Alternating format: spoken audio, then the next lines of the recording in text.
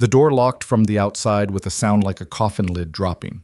Emily Carter stood in the center of the hospital morgue, concrete walls, cold air, fluorescent light that buzzed like a dying insect, and stared at the steel table where K9 Ranger lay under a thin gray sheet. Around her, the building hummed with ordinary life. Somewhere above her, doctors laughed at a nurse's station. Footsteps crossed linoleum. A PA system called a name she didn't recognize. Nobody came for her. Nobody was supposed to. They had put her in this room on purpose, and they were waiting to see what she would do next. If this story moves you, stay until the end. Like, subscribe, and drop a comment with the city you're watching from. I want to see how far this story travels. The transfer papers had arrived at Redwood Valley Defense Medical Center on a Tuesday morning, sandwiched between a supply invoice and a memo about parking violations. Emily Carter, RN, Trauma Specialization, reassigned from Fort Delman Regional to RVDMC effective immediately by order of the Pacific Command Medical Directorate. No explanation, no welcome packet, just a name badge waiting at the security desk with the wrong middle initial and a lanyard that still smelled like the previous owner's hand lotion. She noticed the badge error and mentioned it to the desk clerk, a heavy-set man named Grover who wore his reading glasses on top of his head instead of on his face. "We'll get that fixed," he said, without writing anything down. She had been a nurse for 11 years. She knew what "we'll get that fixed" meant in institutional language. It meant nothing. It meant you were already a problem before you'd walked through the front door. Redwood Valley itself sat in a fold of Northern California hills that most maps didn't bother to label, a defense medical facility operating under Joint Civilian-Military Administration, which in practice meant that nobody was entirely in charge and everyone was entirely territorial. The main building was a 7-story structure from the 1970s that had been renovated 3 times without anyone tearing out the original plumbing. The east wing still smelled faintly of mildew after rain. The trauma bay on the 4th floor had new equipment and old attitudes, which was a combination Emily had encountered before and had never found easy to navigate. She reported to the charge nurse, a woman named Donna Halstead, at 0700 the following morning. Donna had the bearing of someone who had been disappointed by transfers before. She was in her mid-50s, wide-shouldered, with close-cropped silver hair, and the specific brand of economy of movement that came from 30 years on a trauma floor. She looked Emily over the way a contractor looks at a foundation crack, not with hostility, exactly, but with the calculation of someone estimating future repair costs. "Fort Delman," Donna said. It wasn't a question. "Yes." "What were you running from?" Emily blinked. "I wasn't running from anything. The directorate reassigned me." Donna's expression didn't change. "They always say that." She handed Emily a printed schedule, paper, not digital, which told Emily something about how the unit operated. "You'll shadow Riordan today? Don't touch anything without being asked." Nurse Riordan turned out to be a man in his early 40s named Brett Riordan, who had a handshake that lasted too long and a habit of ending sentences with a slight upward inflection that made everything he said sound like a correction. He showed Emily the unit with the energy of someone giving a tour of property they were planning to sell. "This is how we run IV protocols here," he said, at the medication station. "Different from the field stuff." "I've worked hospital trauma," Emily said, not just field." "Sure." He moved on without pausing. By the 3rd hour, she understood the architecture of the problem. It wasn't anything said directly. It was the quality of the silence when she offered an observation during rounds, the way 3 people would find something else to look at simultaneously. It was the way Riordan handed a critical chart to a younger nurse named Selby instead of to her, even though Emily was standing closer and Selby was clearly still eating a granola bar. It was the way the attending physician, a man named Dr. Marcus Vall, managed to have entire conversations in her presence without once making eye contact with her. Fort Delman had a reputation. She'd known that before she arrived. It was a smaller facility, rural, with a heavier veteran population and fewer resources, which meant the staff there had developed workarounds and field-adapted techniques that didn't always look clean on paper. She'd heard the word cowboy used more than once since arriving, always by someone who hadn't spent a shift managing 3 trauma patients with 2 functioning monitors and a supply cabinet that was missing half its contents because the vendor hadn't delivered in 6 days. She let it go.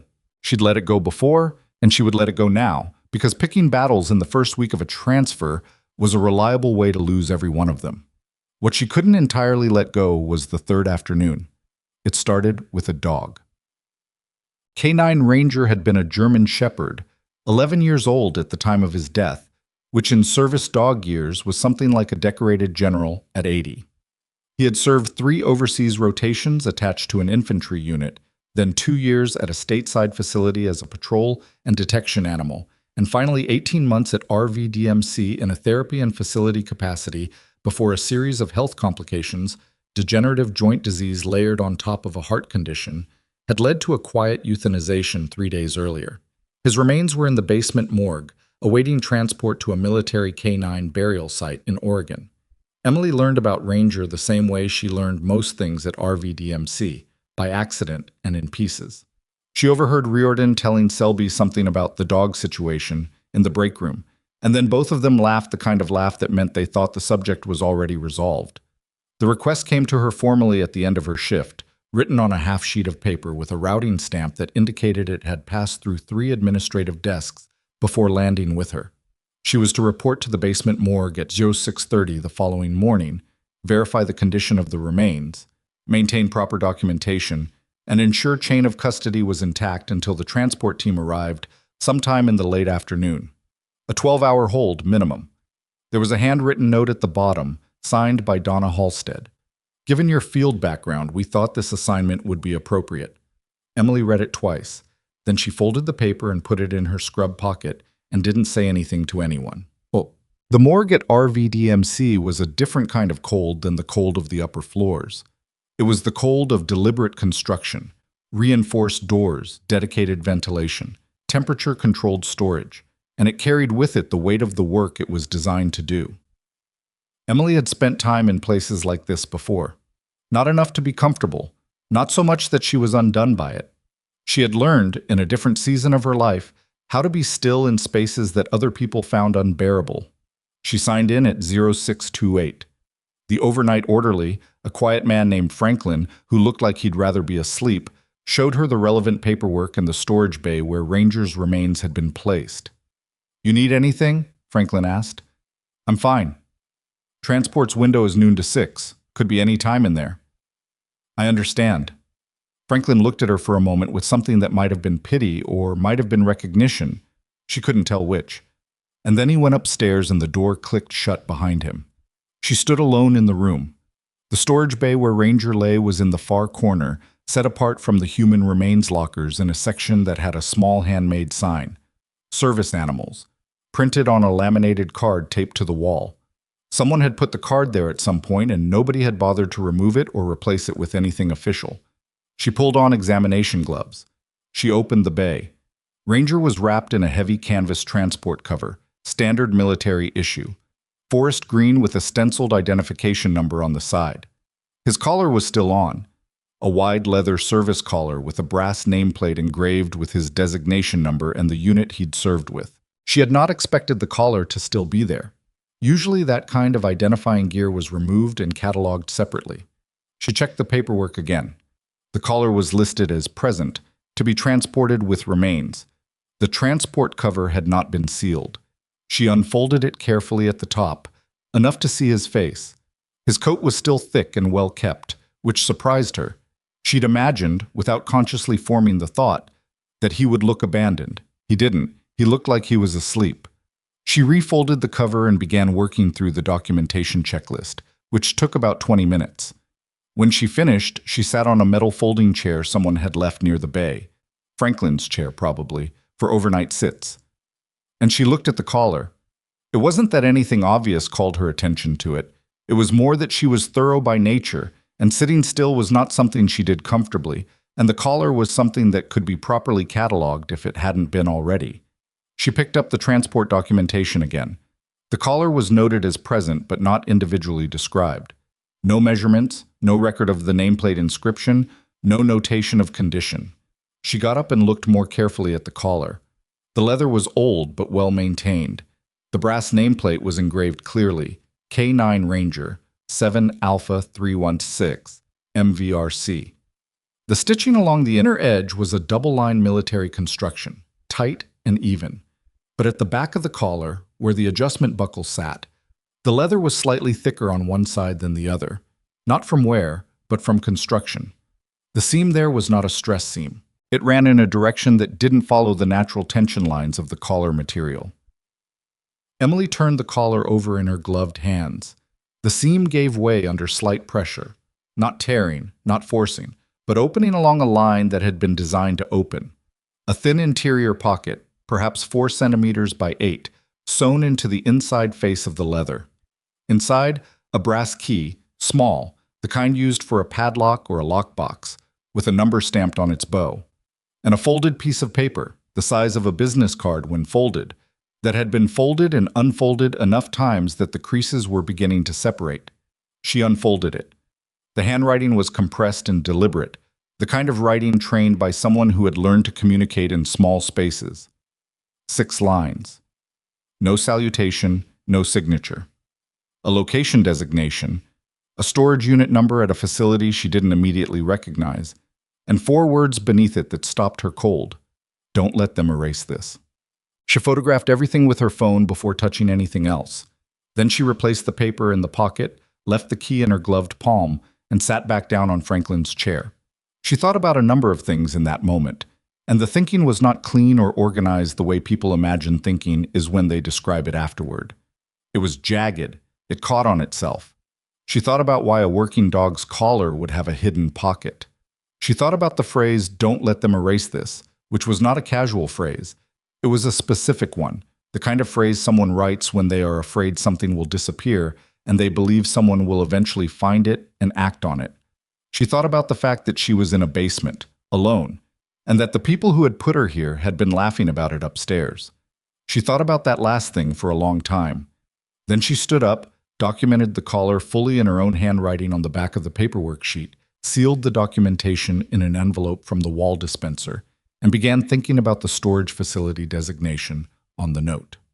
The key number matched a facility she found with a 15-minute search on her phone, a military auxiliary storage location attached to RVDMC's former logistics annex, about 2 miles from the main building, adjacent to what was now a fenced maintenance yard.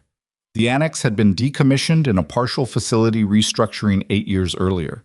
Its units were technically still under base jurisdiction, which meant they weren't private storage and weren't entirely accessible to the public, but they also weren't actively maintained or regularly inspected. She didn't go immediately. She finished her shift documentation. She ate the sandwich she'd brought in her bag. She watched the clock reach the midpoint of the morning with the same patience she applied to waiting for a patient's vitals to stabilize. At 1100, she told the interim desk attendant, a different orderly from Franklin, a young woman named Paz, who was clearly not interested in the morgue desk as a career, that she needed to step out briefly for a documentation errand and would return before the transport window. Paz nodded without looking up. Emily drove her own car. The logistics annex was a low concrete building behind a chain-link fence, paint faded to the color of old newspaper, a padlocked gate that opened when she keyed the combination she'd found in the facility records. The combination was printed on a maintenance card in the base's Public Operations Index, which should have been a red flag about security practices, but which was, in the present moment, useful.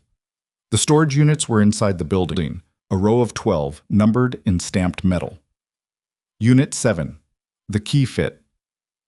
What she found inside took her almost 40 minutes to process, not because it was chaotic, but because it was orderly. Somebody had organized this with care and left it with the intention that it would eventually be found and understood. There were 2 metal document cases, the kind with latching lids and moisture seals, military grade, and inside them, a collection of materials that had been arranged chronologically. After-action reports, photographs, some printed on standard paper, and some on heavier photographic stock. A handwritten log in the same compressed script as the note in the collar. Personnel incident documentation. And most significantly, a series of official-looking records that appeared to be copies of original records, not the originals themselves, which had clearly been replaced elsewhere, alongside handwritten annotations comparing the copies to what had apparently been the originals. Emily was not an investigator. She had no training in military intelligence or legal documentation, but she had worked 11 years in medical environments where documentation errors had life or death consequences, and she understood the difference between a record that had been legitimately amended and a record that had been deliberately altered. The difference showed up in things that most people wouldn't notice: version inconsistencies in the formatting of stamped dates, chain of custody signatures that appeared on documents where the signatory had not yet been assigned to the relevant unit, incident report numbers that didn't sequence correctly within their stated filing periods.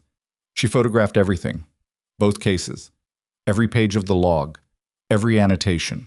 The photographs told part of the story without requiring any interpretation. There was K9 Ranger, younger, coat dark and dense, in full service gear, in a series of images that corresponded to an operation. The location wasn't labeled, but the terrain was distinctive. Scrub hills, a low structure in the background, vehicles that looked like military transport. The images showed a search operation, a collapsed structure, several individuals being extracted from what appeared to be rubble. In more than one image, Ranger was visibly leading a handler toward a specific point. The handwritten log cross-referenced these images to the after-action reports. The log made a clear argument, methodically, in that compressed handwriting, that Ranger's location work had been responsible for identifying the positions of 11 individuals in a structure during a rescue operation that the official record had characterized as a straightforward extraction with minimal complications. The official record, according to the annotated copies, had removed Ranger's designation entirely. In its place, the extraction had been attributed to intelligence provided by a separate team, a team whose commanding officer, Emily noted from the documentation, was a name she hadn't seen before, but which appeared on a staff roster she'd been given during her first day orientation at RVDMC. That was the moment the cold in the room changed quality. She drove back to the hospital with both document cases in her trunk, because leaving them seemed wrong, and she hadn't had enough time to think through the alternative. She returned to the morgue at 12:40, 20 minutes before the outer edge of the transport window. Paz the orderly did not appear to notice she had been gone for longer than a brief errand. The transport team arrived at 2:15, two men in a non-military vehicle with base authorization plates. She'd expected a more formal transfer arrangement, and when she mentioned this while signing the release documentation, one of the men told her it was standard procedure for service animals. She signed the release. She watched them take Ranger out. She did not say anything about the collar, which she had returned to its position on the transport cover and documented fully in her chain of custody notes, along with the photographs she'd taken. She kept copies of everything on her phone. She went upstairs. Riordan was at the nurse's station when she came through the fourth-floor doors, and he looked up with the expression of someone who had been waiting for her specifically, which meant that he had been told she was back, which meant someone downstairs had reported her return, which meant the morgue assignment had been more deliberate than she'd even fully processed. "How was your day?" he asked. "Fine," Emily said. "Quiet down there?" "Quiet enough." He watched her badge in at the medication station.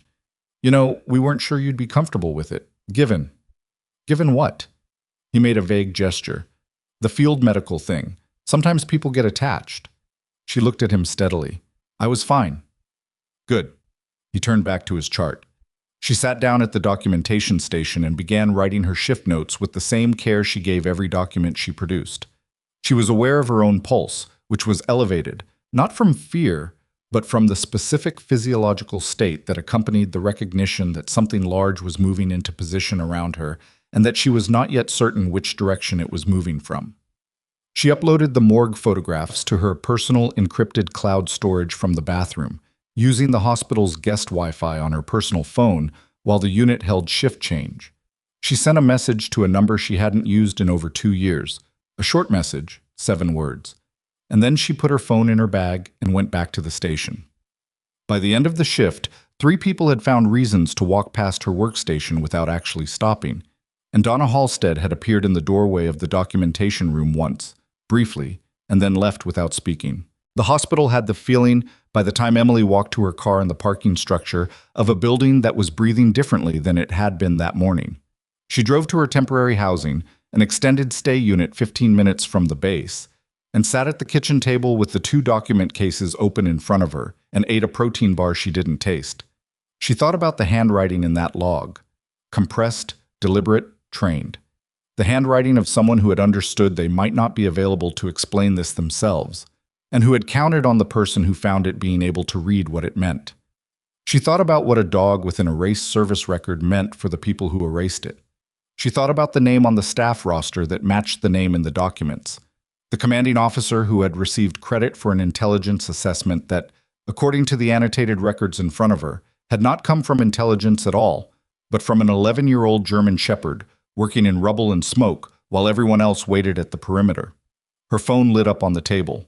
7 words back, a confirmation, a time. Emily looked at the document cases. She thought about the note, which she'd left folded in Ranger's collar on purpose. Let the transport team carry it, let it go north to Oregon, let it sit in whatever burial ground they'd prepared for him. Because whatever came next, she wanted the note to travel with the dog. She had the photographs. The note belonged to Ranger. She closed the cases. She made 2 more copies of the photographs, uploaded them to 2 separate locations, and wrote a detailed account of the morning. Specific, chronological, without conclusions, just what she had found and where she had found it, and saved it as a draft in an email addressed to no one yet. Then she turned off the kitchen light and lay down on the cheap extended stay mattress with her clothes still on, because whatever was going to happen tomorrow was going to require her to be rested, and she had learned, in a different season of her life, how to sleep in difficult conditions. She had learned a lot of things in that other season that the people upstairs didn't know about yet.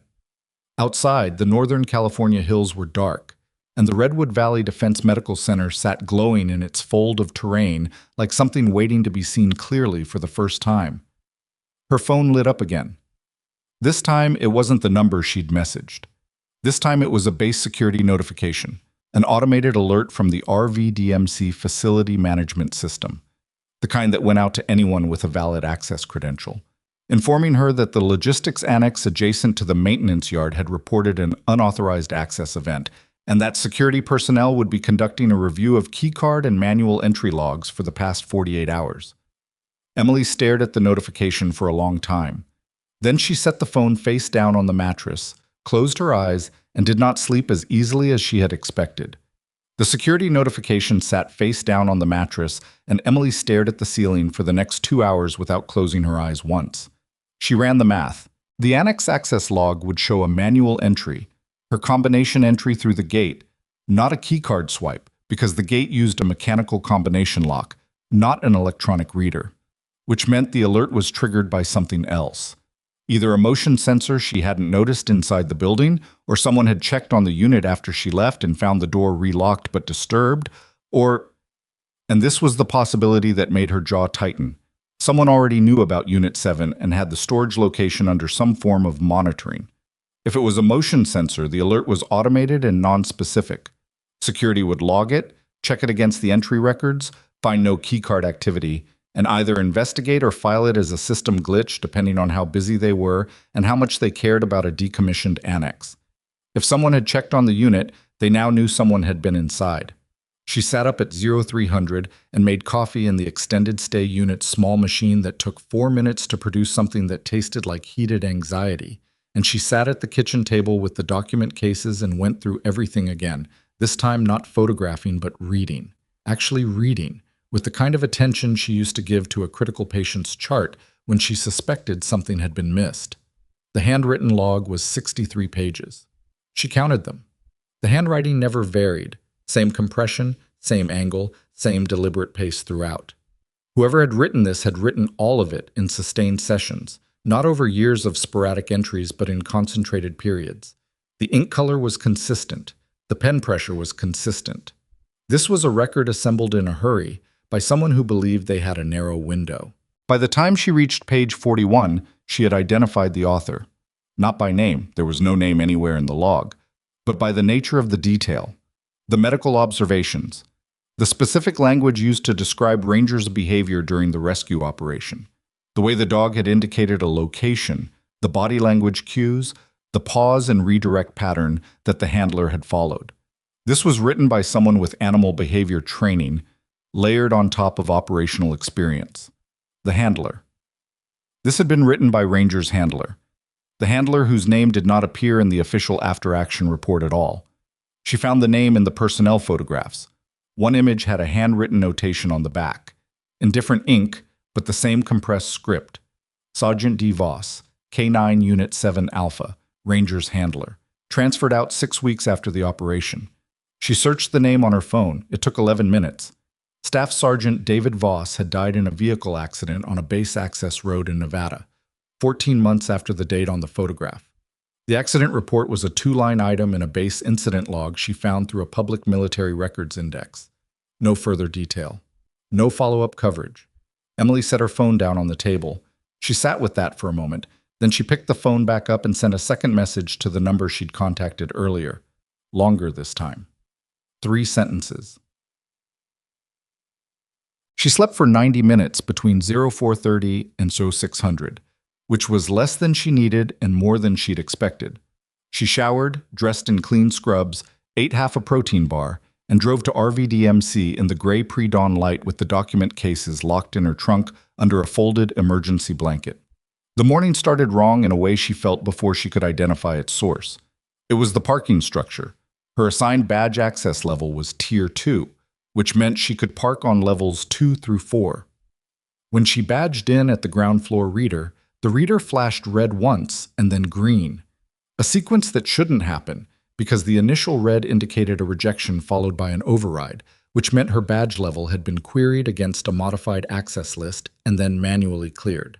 She'd seen that sequence once before, at a different facility, when a staff member had been flagged for review and someone was monitoring their movements.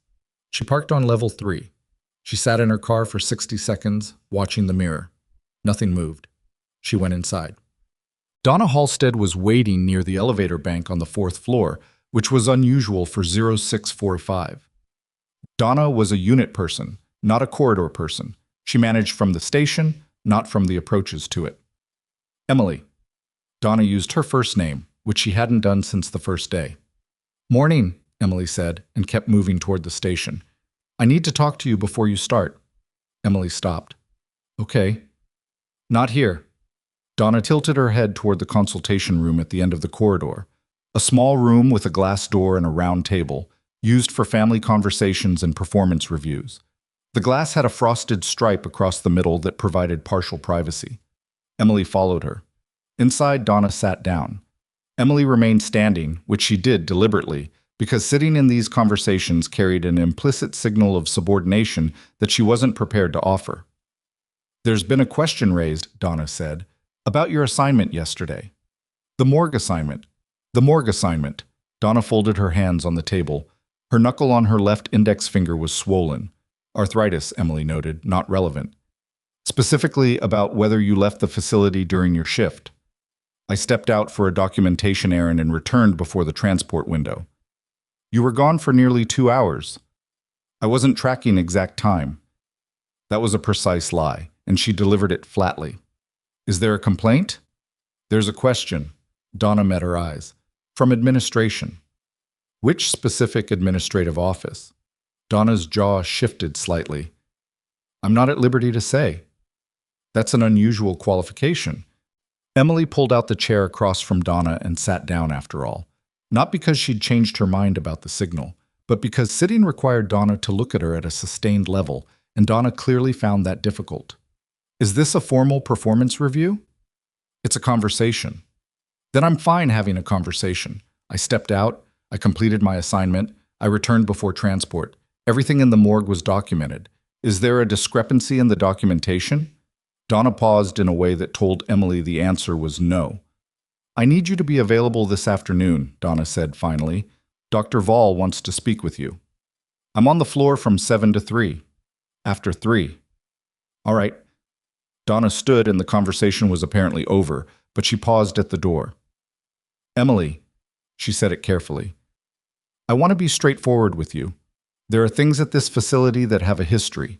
Things people here don't want. Reopened. It was the closest thing to a warning she was going to get from Donna Halstead, and she recognized it for what it was. I appreciate that, Emily said. Donna left. The morning shift ran like every morning shift at a trauma facility.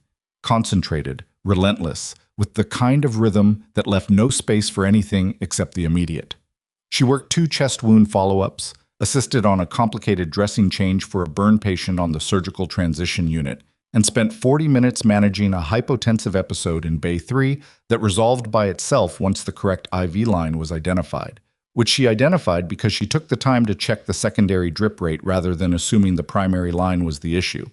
The attending on that case, a different physician than Vol, looked at her after the vitals stabilized and said, "Good catch," without any particular elaboration. She didn't take the compliment personally. She took it as data.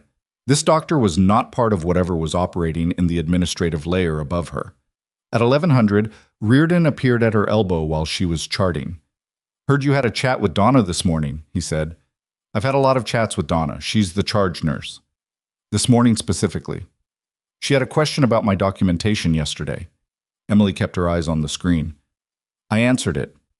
"You're not worried?" She looked at him. He had the expression of someone who had calculated that appearing friendly was advantageous in the present moment. "About what specifically?" He shrugged. It was a performed shrug, slightly too casual, the kind that covers something. People who ask questions here sometimes find it gets complicated. "That's interesting framing," Emily said, and went back to the chart. He stood there for a moment longer than was comfortable for either of them, and then he left. At 12:40, she went to the single-occupancy staff bathroom on the far end of the unit, the one that required a separate badge swipe, and therefore created a separate entry in the access log, which at this point she was treating as unavoidable, and she called the number. It rang twice. "You were right about the access alert," said the voice on the other end. It was a woman's voice, level and dry, accented with something that might have been Midwest or military or both. "Motion sensor, triggered by your entry. The alert flagged to the facility security desk and to a secondary address." "Which secondary address?" "Administrative Building, RVDMC, Colonel Harlan Dietz's office." Emily had not heard the name Dietz in conversation since arriving at the facility. She had seen it in the documents in the storage unit, the commanding officer who had received credit for the intelligence assessment. The name that had appeared on the staff roster she'd been given on day one, which she had not fully read on day one because she'd been focused on the nursing unit assignments and had only connected the name later. "He's still stationed here," Emily said. "Senior Administrator, Medical Operations, has been for 9 years. 9 years. The rescue operation in the photographs was 11 years ago. He had arrived 2 years after and had been here ever since." "What did he do with the alert?" she asked. "We don't know yet. We're watching." "How long until—" "2 days, maybe 3. Can you hold your position?" She thought about Dr. Vol, waiting to speak with her after 3. She thought about the parking badge sequence that morning. She thought about 63 pages of compressed handwriting and a dead man's careful notes and a dog who had been left out of his own story. "I can hold," she said. "Don't move the cases." "I know." "And Emily," a pause, "whatever they offer you this afternoon, don't accept it." The line went dead. Dr. Marcus Vol's office was on the 6th floor, in the administrative wing where the carpet changed from institutional gray to a slightly more dignified shade of institutional gray with a subtle stripe. He was seated behind a desk that was too large for the work it held, which usually meant either ego or inheritance of furniture, and in Vol's case, she suspected it was both.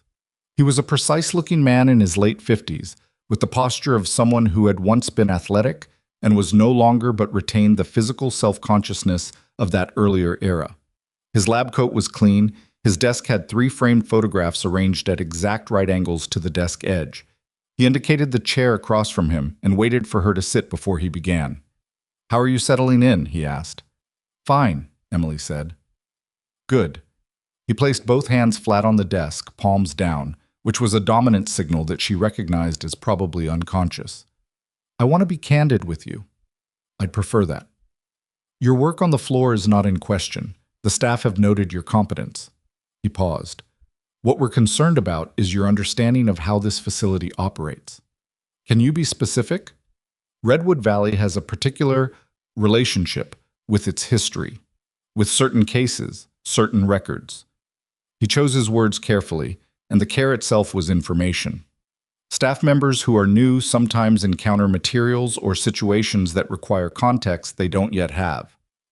"And you're offering context." "I'm offering guidance." He picked up a pen and set it down.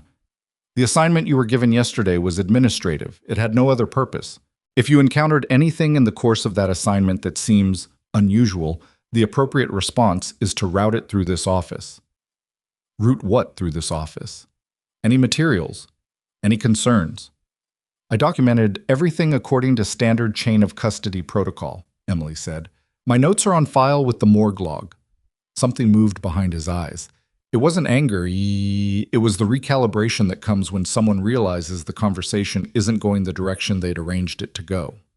Of course, he said. Is there something specific in my documentation that concerns you? No. He smiled, briefly and without warmth. I want to make sure you understand that RVDMC values its team members.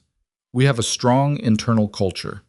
Staff who integrate well here have very successful long-term placements. Conversely, he stopped. Conversely, she prompted. Individuals who find the environment difficult sometimes find that a transfer suits them better. There it was. Emily looked at him for a moment without expression. She had been offered versions of this conversation before, in different rooms at different facilities, always by someone who believed the threat was subtle enough to be deniable. It never was. I appreciate the clarity, she said. I'm not threatening you. I know. She stood. Is there anything else? He looked at her with the expression of a man who had expected the conversation to produce a specific outcome and was calculating what had gone wrong. No, that's all. She left his office and walked the length of the administrative corridor without altering her pace.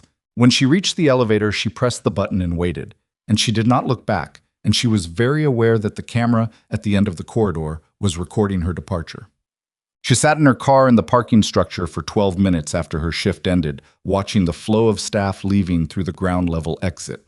She identified Riordan leaving with 2 other nurses at 15:18.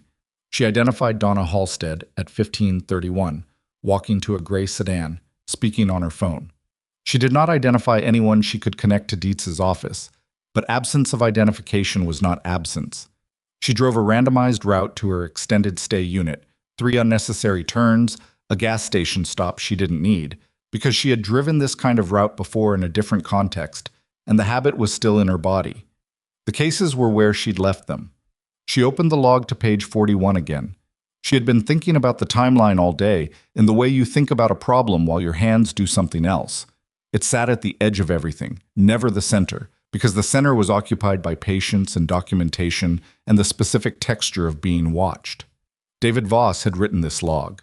He had assembled the photographs and the documents. He had hidden the key and the note in Ranger's collar, and he had done that before his transfer, which meant he had known, or strongly suspected, that after his transfer, he would not be available to retrieve them. And 14 months after the transfer, he was dead in a vehicle accident on a base access road with a 2-line incident record. She could not prove anything about that. She was also not setting the thought aside. Her phone buzzed. Not the number she'd messaged. A different number, a local area code, someone she didn't have in her contacts. She answered. A voice, male, quiet, slightly hoarse. You were at the annex yesterday. She said nothing. I'm not with them, the voice said. I need you to listen. I don't have a lot of time and I can't call back. There's a man named Grover at the security desk. Grover. The desk clerk with the reading glasses on his head, the one who hadn't written down her badge error on the first day. What about him? She said. He was there. During the original operation. He was Voss's driver on base. He knows things the documents don't say. A pause filled with background noise that resolved into the sound of someone walking outdoors, wind moving past a phone mic. He's been waiting. He didn't know who to trust. After yesterday, after he heard about the annex alert, he thinks maybe you're the one. Who is this? Someone who knew Voss. The voice had the quality of someone trying to speak steadily through something that made steadiness difficult. Please don't let this disappear again. The call ended. She held the phone and looked at the wall of the extended stay unit, a beige wall with a framed generic print of a lighthouse that she had never once looked at before, and she breathed. 3 separate threads had converged in less than 30 hours. The note in the collar, the voice on the phone, and Grover, who had been at the security desk on her first day and had not written down her badge error, which in retrospect she understood differently now. Not indifference, but deliberate non-documentation. A man who was careful about what he put in writing. She thought about what the woman on the other end of her earlier call had said. Don't move the cases. The cases were evidence. The cases needed chain of custody. She had been handling this like a medical documentation problem because that was the framework she had available, but the framework was about to change. She needed Grover to talk before someone told him not to. She needed to get to him before tomorrow morning, before Dietz's office had time to review the access logs from today, before whatever Vol's non-threat had set in motion moved to its next stage. She picked up her keys. She was halfway to the door when her phone buzzed again. This time the number she'd been messaging since last night, the number she'd been waiting on. A single line of text. They filed a formal personnel complaint against you this evening. Unauthorized absence during shift. You're on administrative review starting tomorrow. Emily read the message twice. She thought about what administrative review meant, practically. Restricted access, supervised duties, potential badge-level suspension pending investigation. She thought about what badge-level suspension meant for her ability to move through the facility.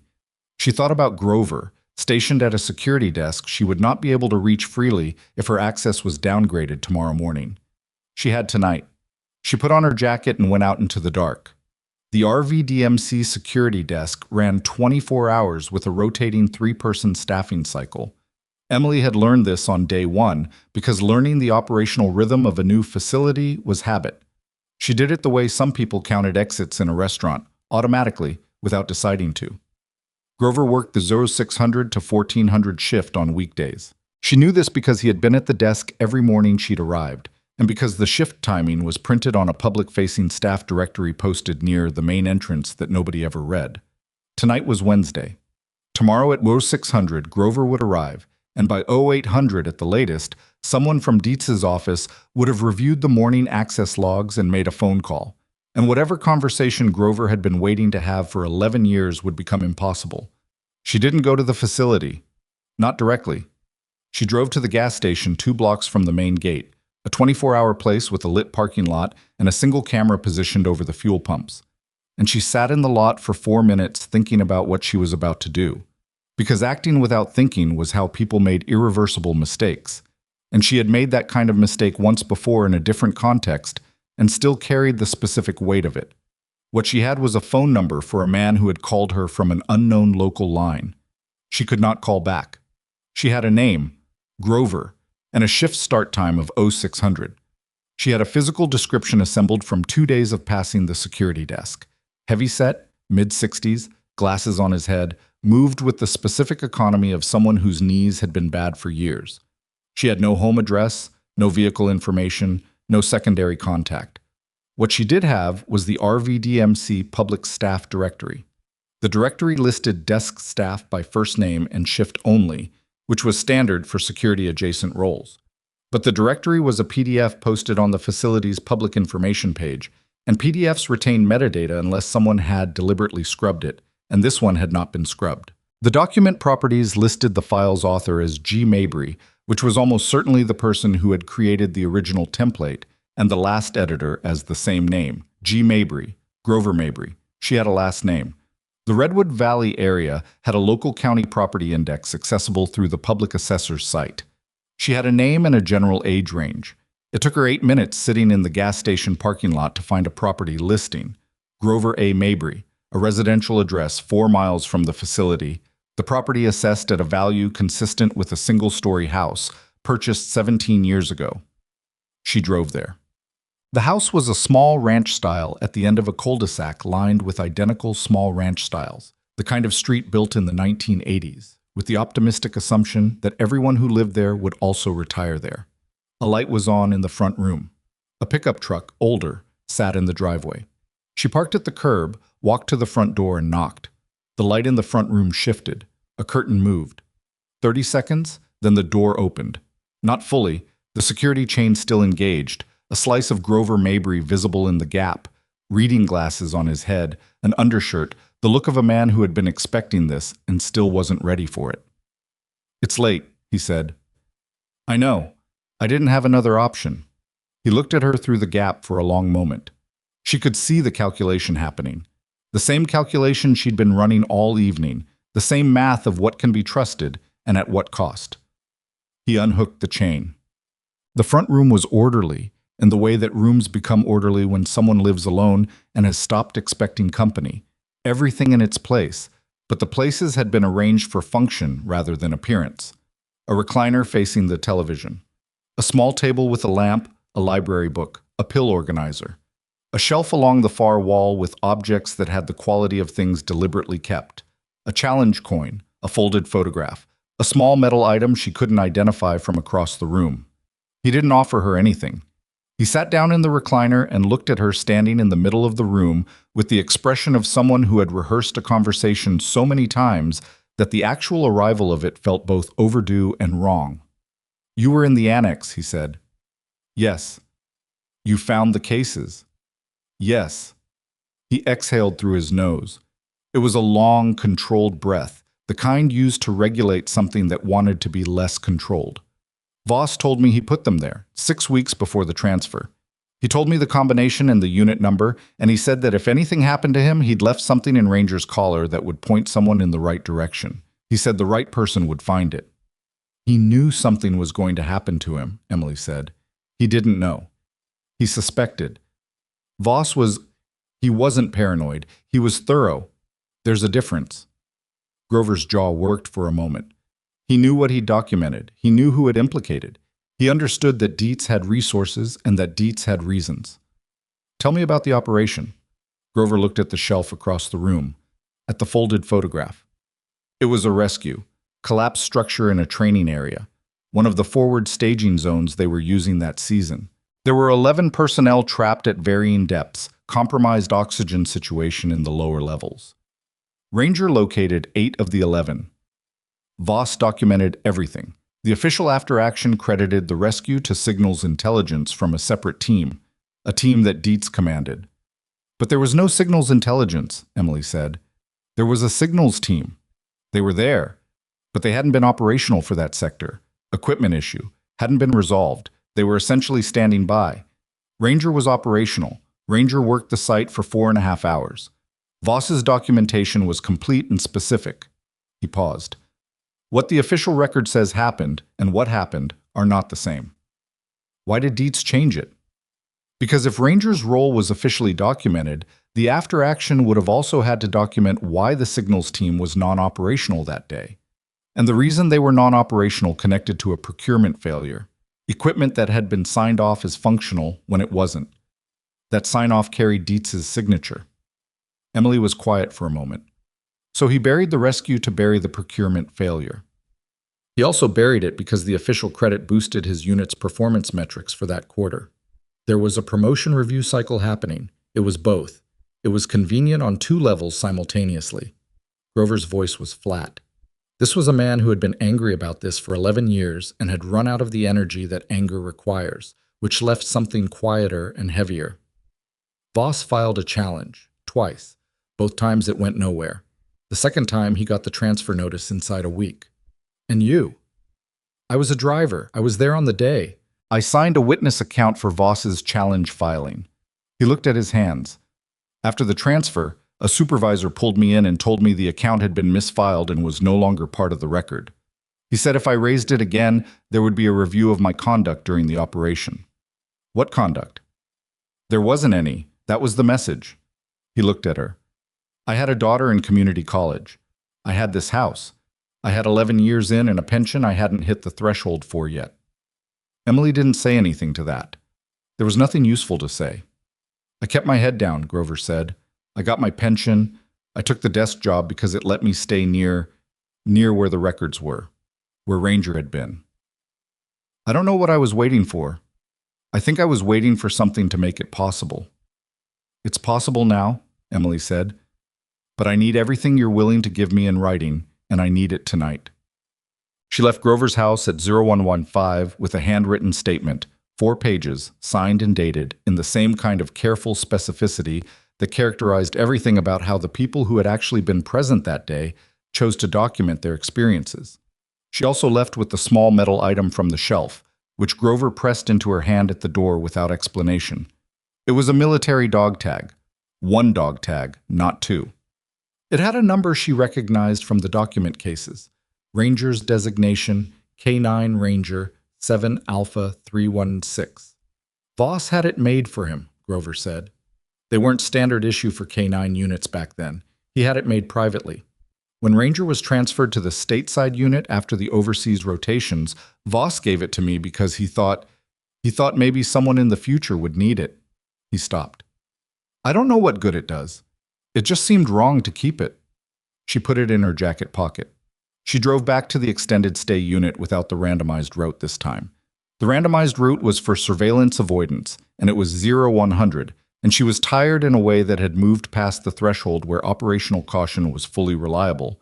And the more important thing now was getting home and getting the statement secured.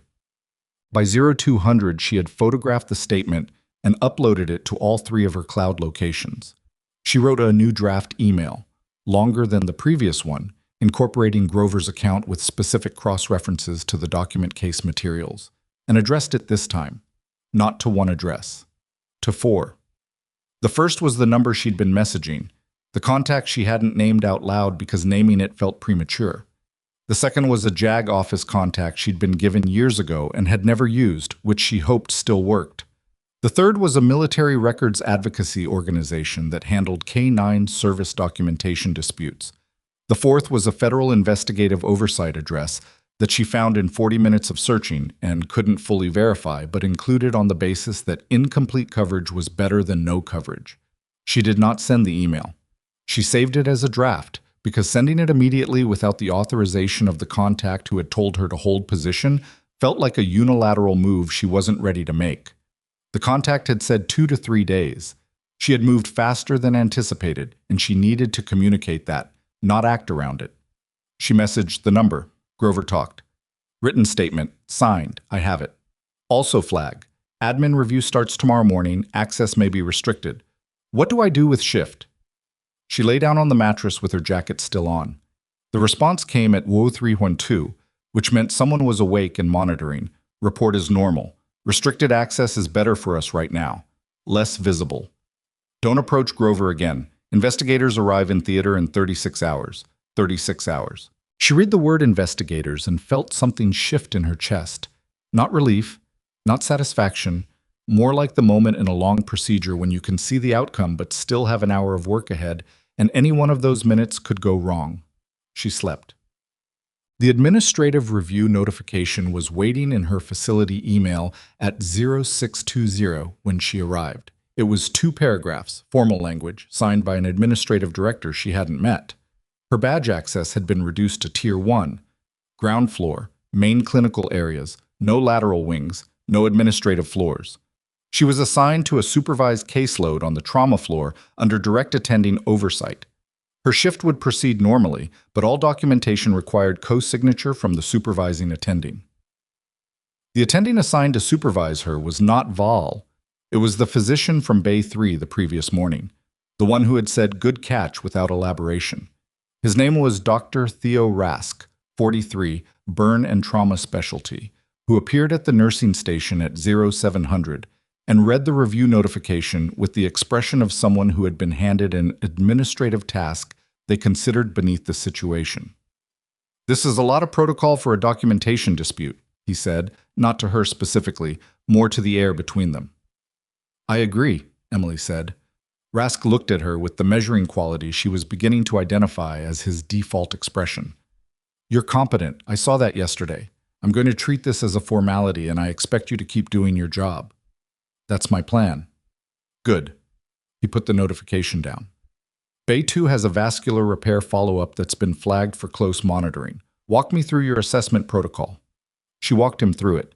He listened without interrupting. At the end, he nodded once, which she understood to mean she had passed some threshold, and they went to work. The morning was controlled in a way that felt artificial, not the natural controlled rhythm of a well-run unit, but the controlled quality of people who were performing normalcy while thinking about something else. Riordan avoided her section.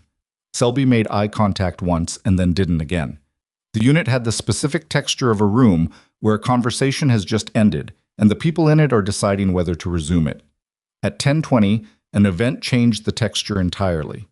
The trauma bay received a walk-in, a retired veteran in his 60s, self-transported, presenting with chest pain and shortness of breath that he insisted was indigestion, and that was not indigestion. Emily was the first clinical contact because she happened to be closest to the intake door. His name was Leonard Purcell. He was 67, prior service, pacemaker installed 4 years earlier, on 3 cardiac medications of which he had taken 2 this morning because the third made him nauseous and he decided to skip it. She got him into Bay 1, got leads on him inside 90 seconds, and read the strip while calling for Rask. The rhythm was wrong. Not catastrophically wrong, not yet, but in the specific way that a device interaction with a missed medication dose creates an early warning pattern that resolves into something serious if it doesn't get managed immediately. She had seen this pattern twice before, once at Fort Delman, once earlier, in a different context she didn't discuss with colleagues. Rask arrived, read the strip, ordered a specific intervention that was the right intervention, and then looked at her as she was already preparing it. "You've seen pacemaker interrogation?" he asked. "Yes." "In what setting?" She considered the question for about 1 second. "Combat medical support. We occasionally had veterans with cardiac devices in theater." Rask absorbed this without visible reaction. Together they managed Leonard Purcell's situation over the next 40 minutes with the focused cooperation of 2 people who had stopped thinking about anything except the patient in front of them, which was the cleanest Emily had felt since arriving at RVDMC. When the situation stabilized, Purcell stable, grumbling, insisting he needed to call his wife before anyone else, Rask stripped his gloves and said, "Combat medical support. That's not in your transfer file." "No," Emily said. "It's not." He looked at her for a moment. "Who are you, actually?" It was a reasonable question, and she didn't have a complete answer she was ready to give him, so she said, "A nurse who's good at her job," and went to update the documentation. The afternoon shift began a slow-build deterioration that she felt in the unit's atmosphere before it manifested in anything concrete.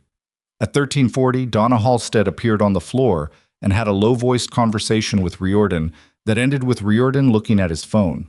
At 1:15, a man Emily didn't recognize, civilian clothes, administrative bearing, a badge she couldn't read from the distance, walked through the unit and made a circuit that was clearly observational and not clinical.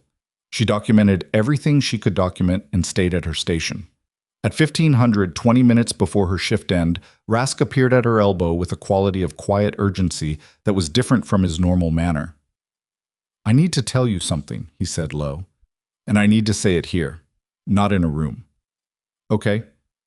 "There's a meeting happening right now on the 6th floor. I know about it because I'm technically on the administrative council, and I was not invited, which tells me more than being invited would have."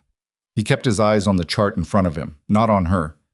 "Dietz's office has submitted a request to facilities management for a records review on the logistics annex access logs.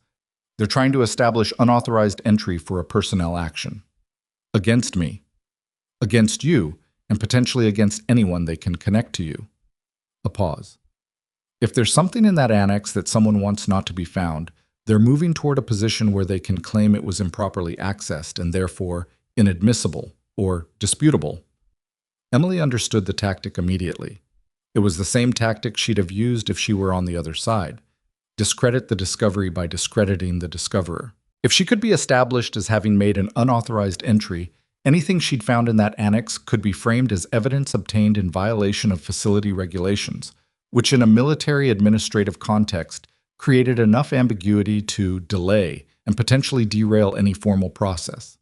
They needed to file first. They needed to get the materials into an official investigative record before Dietz's office could frame the access as a violation. 36 hours had become significantly less than 36 hours. "Thank you," she said. "I didn't say anything," Rask replied and walked away. She messaged the number at 1508 before she'd even reached the parking structure. Timeline moved up. "They're going for inadmissible, unauthorized access framing. I need to move the materials into official hands tonight." The response took 4 minutes, which was longer than usual. "Understood. Change of plan. Don't go home first. Drive directly to the address I'm about to send." The address arrived. It was 40 minutes north of Redwood Valley, a town she'd driven through once on the way in from the airport. A street in what appeared, from the map thumbnail, to be an industrial district. She sat in the parking structure with the engine running for 30 seconds, not hesitating, processing. And then she drove to her extended stay unit because the document cases were there and they were the whole point. And driving 40 minutes north without them was not a plan. It was a gesture. She pulled into the extended stay lot and walked quickly to her unit and unlocked the door and stopped. The cases were where she'd left them, under the emergency blanket on the kitchen table. But the emergency blanket was folded differently than she'd left it. She had folded it in thirds lengthwise and then in half, a specific fold, the kind trained into her by years of packing efficiency. And what was on the table was folded in thirds and then in thirds again, which was a different fold. Someone had been in the unit. She stood in the doorway and did not go in and did not move for 3 full seconds, accounting for the possibility that someone was still inside. The unit was a single room with a bathroom. No real concealment options. She could see the bathroom door, which was open the way she'd left it. She could see the closet alcove, which had a curtain rod and a curtain and nothing behind it. She went in. She checked. Empty. The cases were intact, latched, apparently untouched. She opened both and checked the contents against what she'd last verified at 0200. She had photographed the arrangement of materials inside, a habit she'd formed before going to sleep. The photographs were on her phone. She compared them. Everything was present. Nothing had been removed. They hadn't come for the materials. They had come to establish that they knew where she was and what she had. It was a message, not a theft. The refolded blanket was deliberate. She put both cases under her arm, locked the unit door, and drove north. The address was a commercial unit in a light industrial block, the kind of building that housed small logistics companies and machine shops, and occasionally the kinds of offices that didn't need signage. She pulled into a side lot at 1748 and found 2 vehicles already parked, a dark blue sedan with federal plates and a military-spec SUV with a base decal she recognized as Pacific Command. The contact who had been texting her was a woman named Sergeant Major Dara Okonkwo, which was the first time Emily had heard her name, and she was standing just inside the building's side entrance in civilian clothes that didn't quite eliminate the impression of someone accustomed to a uniform. She was in her late 40s, broad-shouldered, with close-cropped natural hair, and eyes that assessed and categorized with the automatic efficiency of someone trained to make fast decisions about trustworthiness. Cases? Okonkwo said. Emily set them on a folding table that had been set up in the interior space. There were 2 other people, a man in civilian clothes who had federal investigative bearing without the costume, and a younger woman in uniform with the JAG insignia on her collar. "I need to tell you someone was in my unit," Emily said. "We know. It was a facility security contractor, not Dietz directly. Surveillance, not extraction. They documented your location and the presence of the materials but didn't remove anything." Okonkwo looked at the cases. "They're going to argue the annex access was unauthorized. We're filing a formal materials preservation request with Pacific Command Records Division tonight, which establishes the evidence chain independent of how you came to locate it. Can you do that fast enough?" "We're doing it in," Okonkwo checked her watch, 23 minutes. The JAG officer, who had not introduced herself, was already photographing the cases with a device that was clearly not a phone. The federal bearing man opened the first case and began working through the materials with gloved hands, and the practiced efficiency of someone who had done this before and was not surprised by what he found. Emily stood back and watched and felt, for the first time since finding the note in Ranger's collar, that she was no longer the only person carrying this. It was not relief. It was something more complicated. The specific sensation of having held something alone and then feeling other hands take the weight and realizing how heavy it had been, not less than you thought, but more. Okonkwo came to stand beside her. "You served," she said. It was not a question. "Field trauma. Evacuation support. 3 years before I went back to nursing." "Where?" Emily named the theater.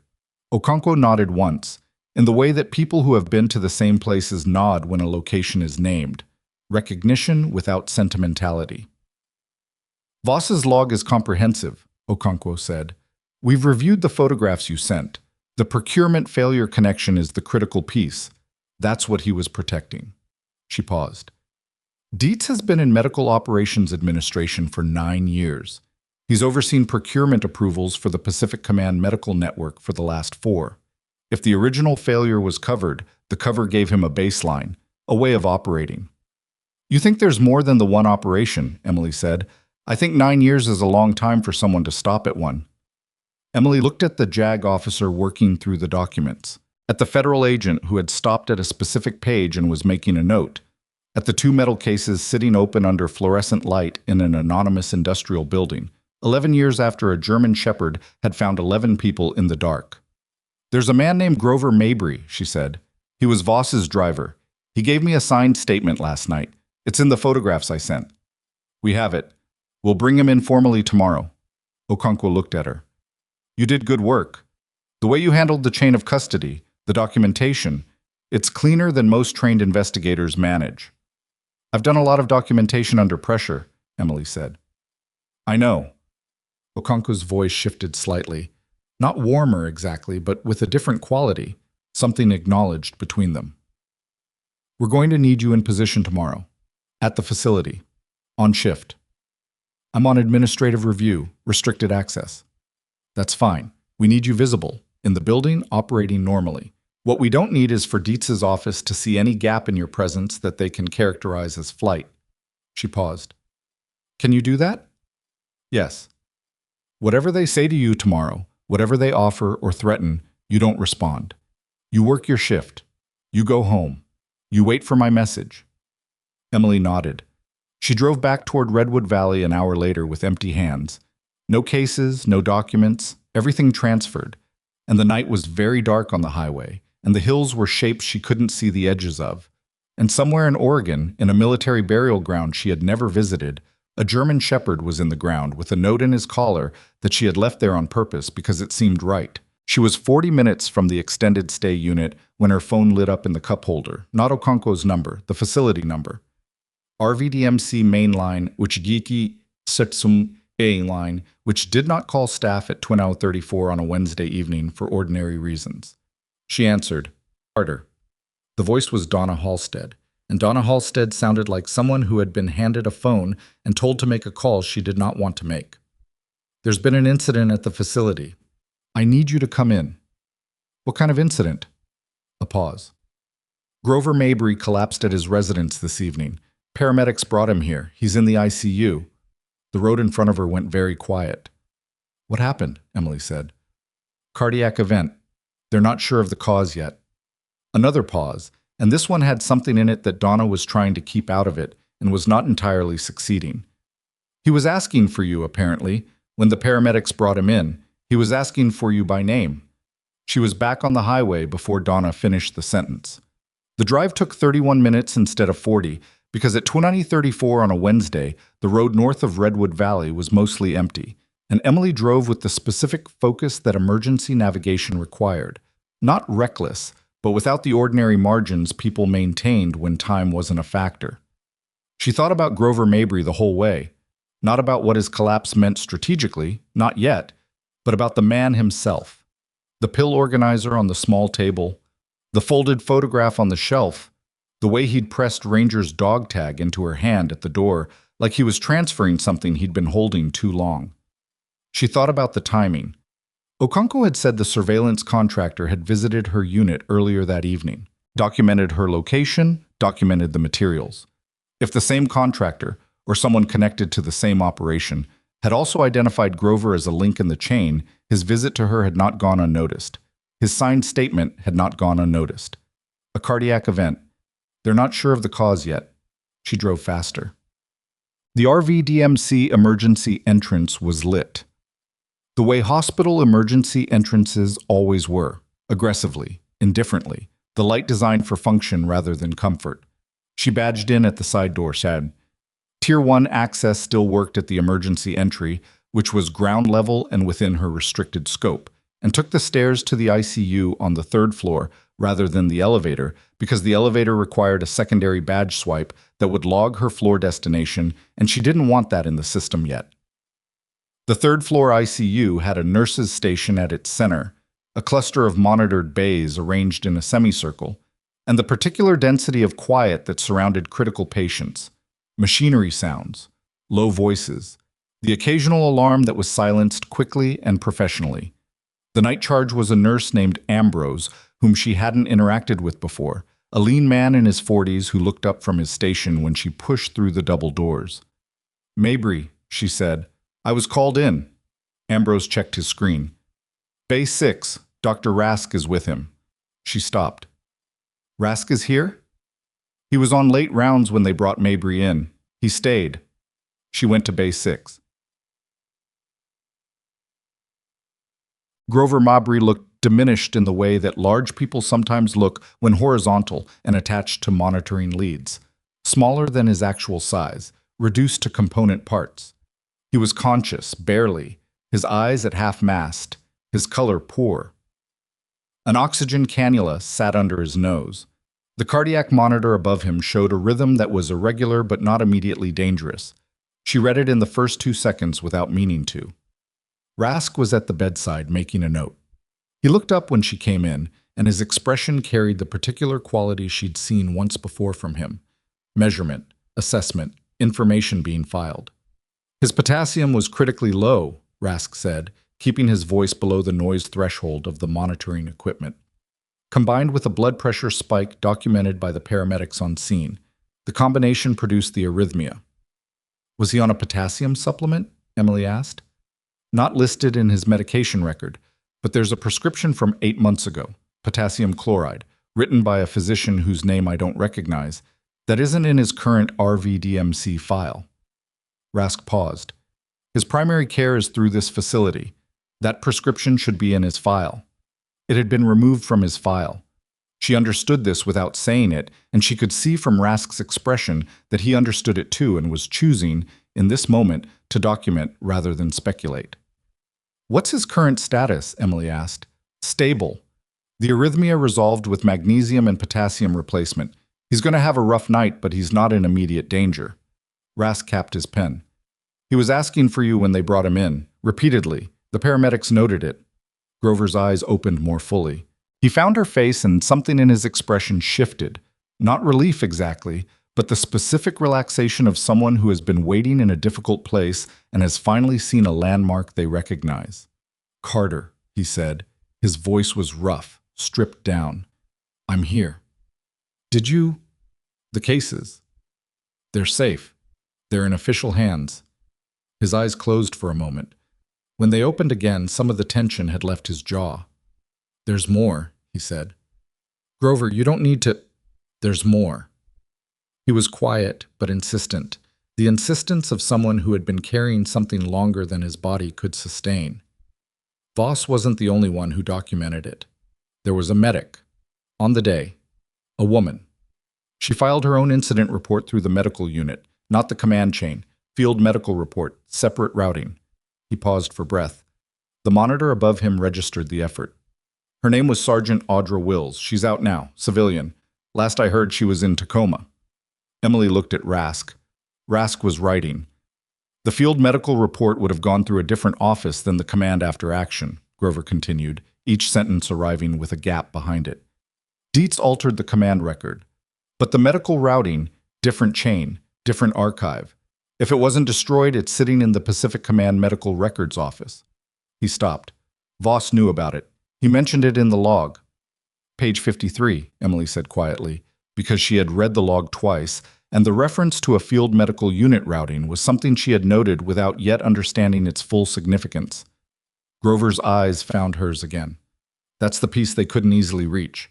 They would have had to access a separate chain to kill it. Maybe they didn't." He exhaled slowly. "Or maybe they didn't know she filed it at all. She did it on her own. Didn't tell Voss until later." Emily put her hand briefly on his forearm. Not a clinical contact, just a human one, and she felt him register it in the slight easing of his jaw. "Rest," she said. "You've done enough." He was asleep before she reached the doorway. She found the reference on page 53 at 231 Tate, sitting in the third-floor family waiting area with the photographed log open on her phone. Rask had joined her with 2 cups of machine coffee that tasted like the concept of coffee rather than actual coffee. And he sat across from her with his elbows on his knees in the posture of someone who had decided to stop pretending he wasn't involved. The entry was brief. AMU report filed separately by Sergeant W, medical unit routing, not command chain. Confirmed filed as of 14 days post-op. She doesn't know I know. Better that way.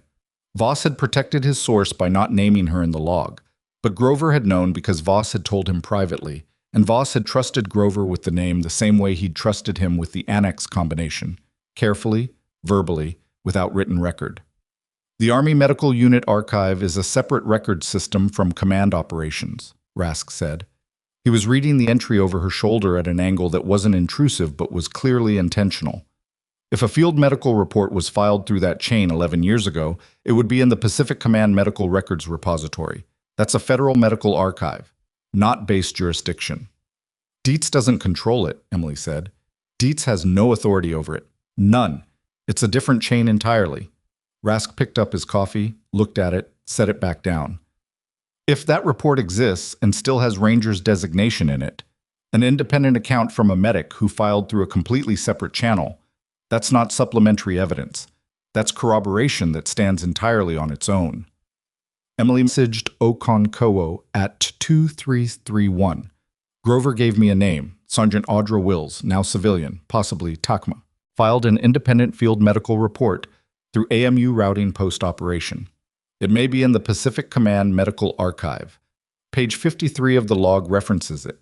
The response came back in 6 minutes. Wills is already on our list. We found the reference ourselves in the log copies. We're working the archive access tonight. Get some sleep. Emily looked at the message. She thought about the phrase, get some sleep, and about whether that was possible, and concluded it probably wasn't, but that lying down was a separate and achievable goal. She thanked Rask, who waved it off with the gesture of a man who didn't want to be thanked for something he considered obvious. She drove back to the extended stay unit and lay down in her jacket again, and this time she did sleep, unevenly, in patches, with the sound of Grover's cardiac monitor still running somewhere in the back of her hearing. Thursday arrived with the quality of a day that had been arranged. She knew this from the moment she walked into RVDMC at 0658, and the facility felt different, a specific kind of different, the difference between a building that is operating and a building that is aware of itself. The ground floor security desk had an unfamiliar face on it, not one of the regular rotation staff she'd cataloged in her first 2 days. The person was young, attentive in a way that regular security desk staff generally weren't at 0658, and wore a facility badge at an angle that let the credential face forward more than standard clip positioning required. She badged through without stopping.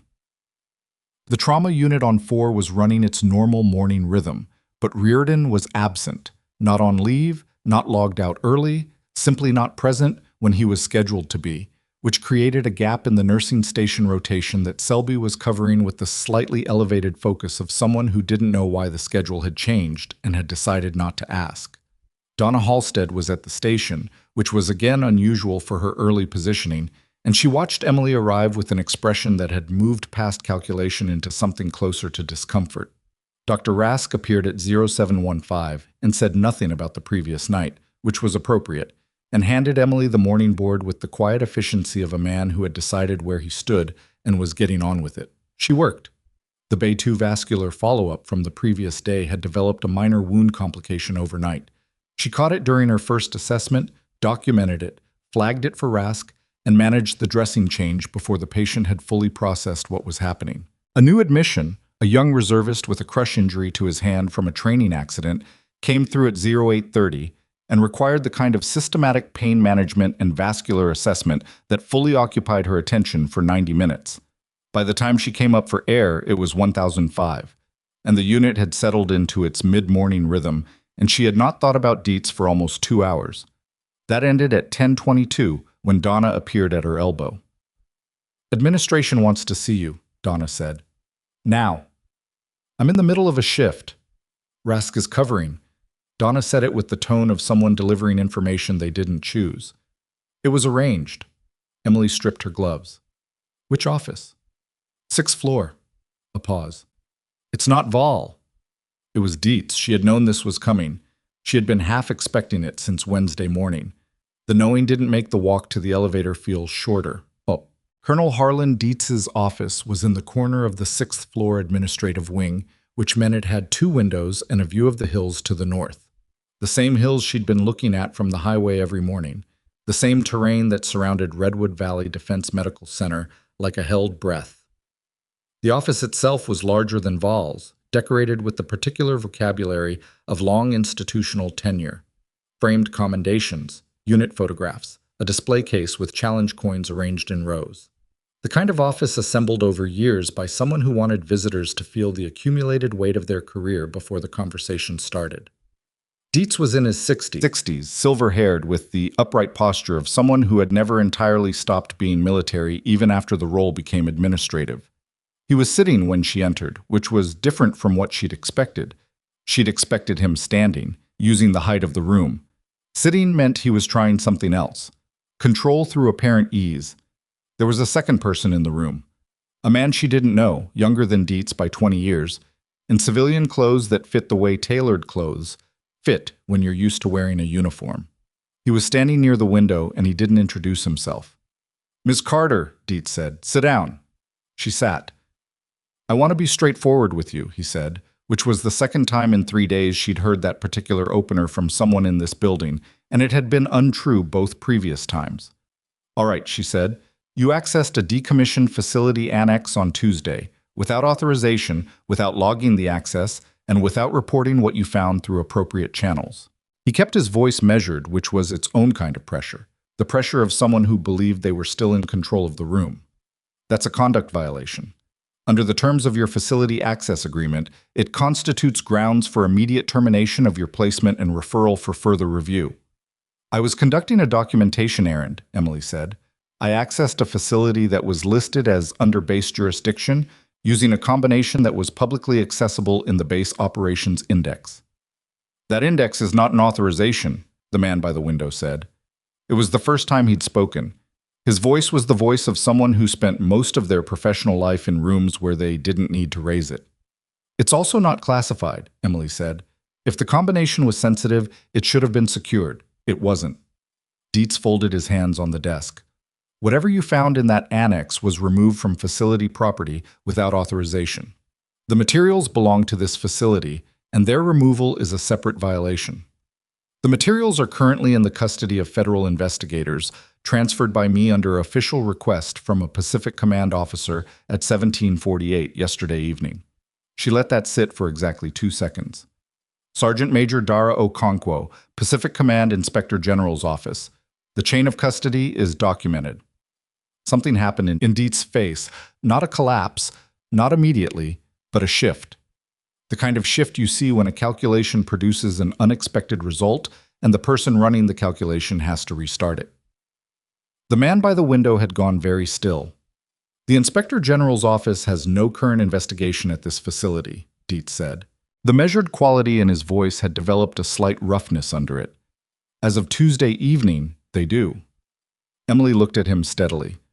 "The materials transferred include the contents of 2 document cases containing an original mission log, after-action report copies with annotated discrepancies, personnel photographs, and independent witness documentation corroborating that K-9 Ranger's service role during a rescue operation 11 years ago was deliberately removed from the official record." She paused. "Along with a signed witness statement from a current facility staff member who was present on the day. Grover."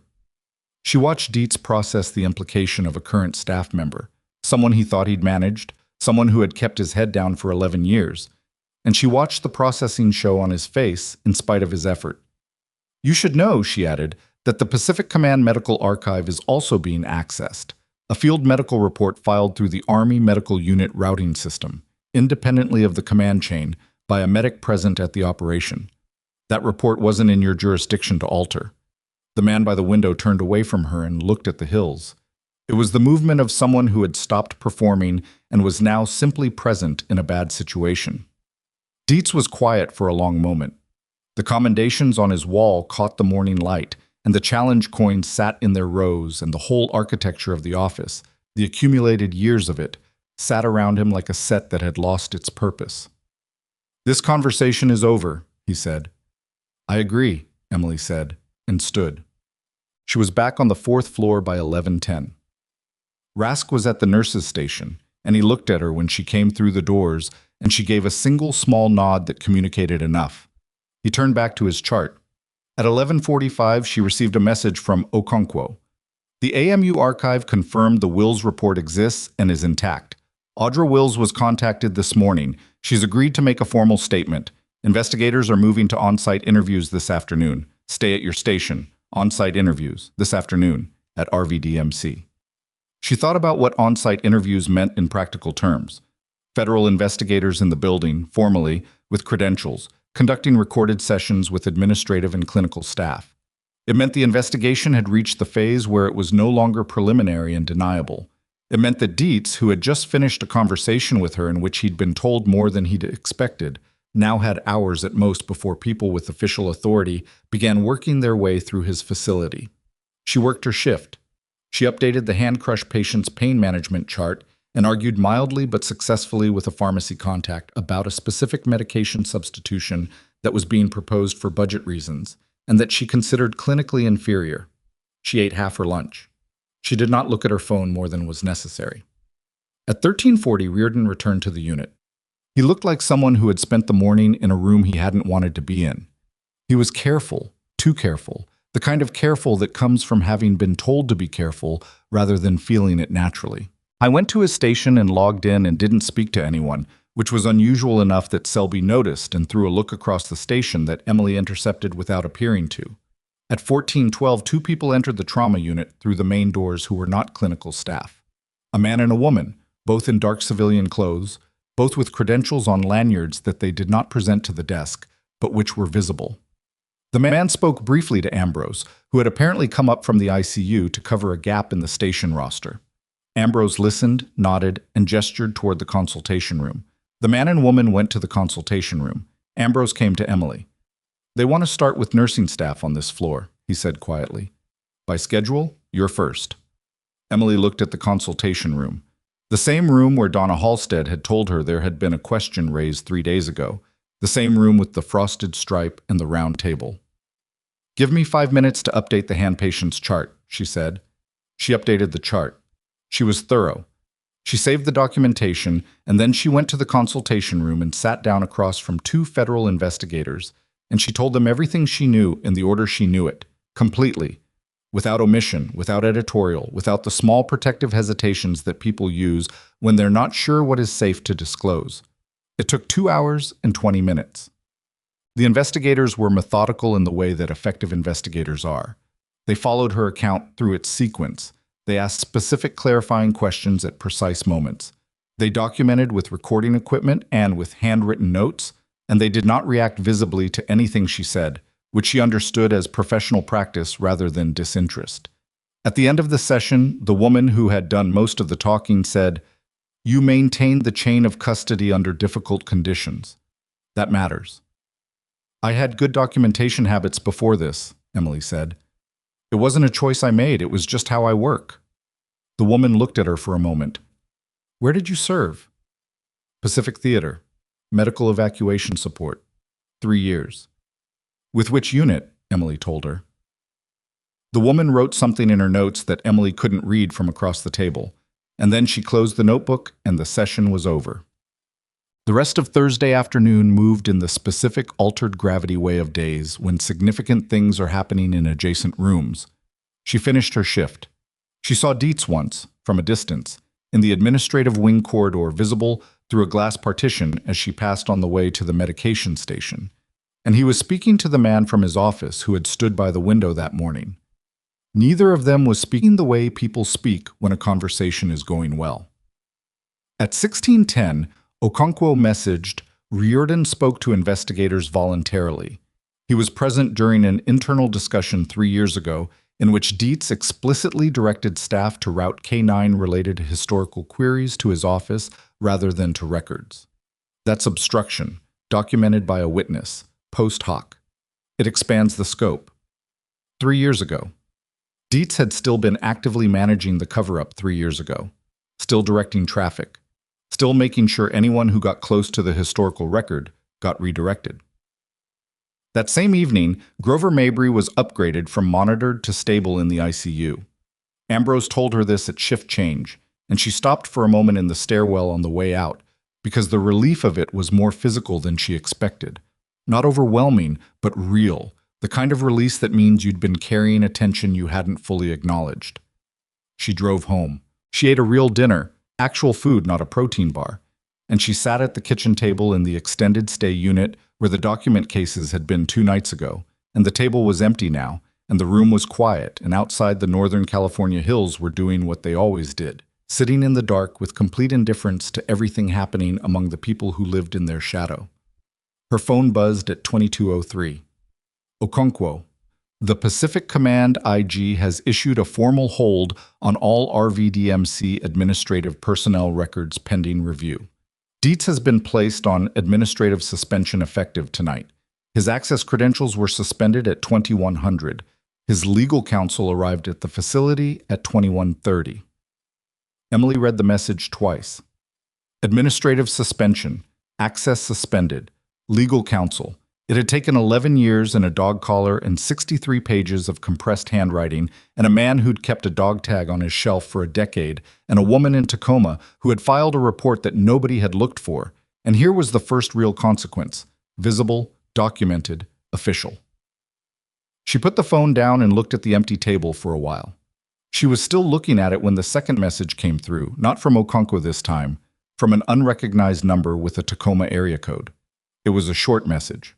11 words. Voss told me someone would come. I didn't believe him. Thank you. Emily sat with that message for a long time in the quiet extended stay unit with its beige walls and its lighthouse print that she had never liked, and its cheap mattress and its 4-minute coffee machine. Then she picked up the phone and started to type a response, and stopped, because some things didn't resolve cleanly into sentences, and this was one of them. She set the phone down.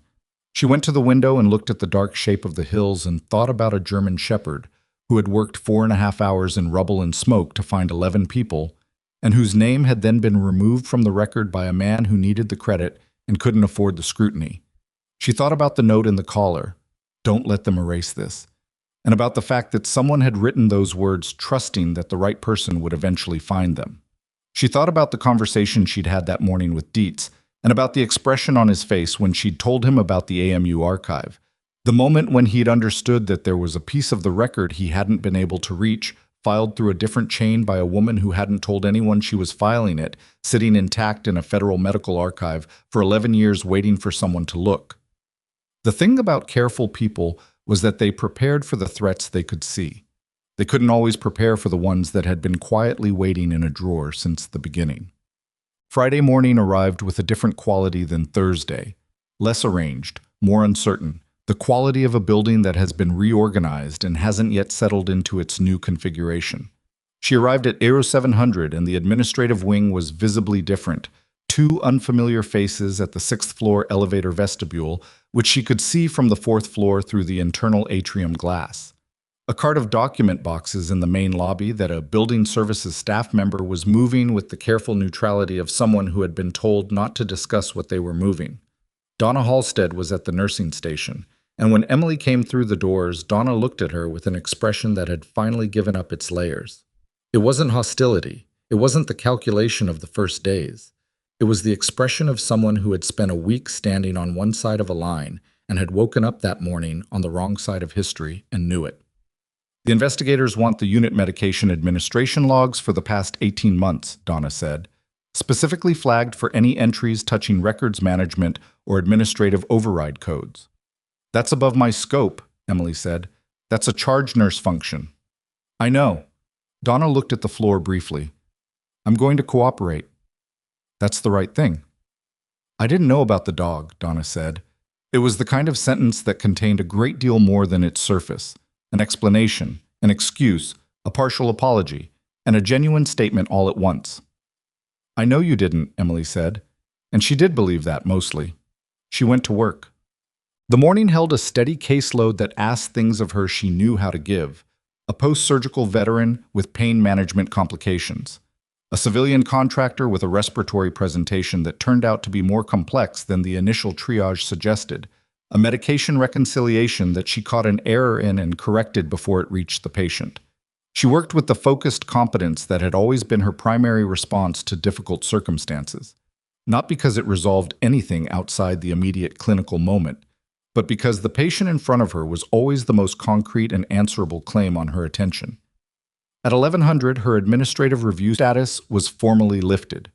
The notification came through her facility email while she was charting, 2 sentences, signed by the same administrative director who had issued it, no explanation, no apology.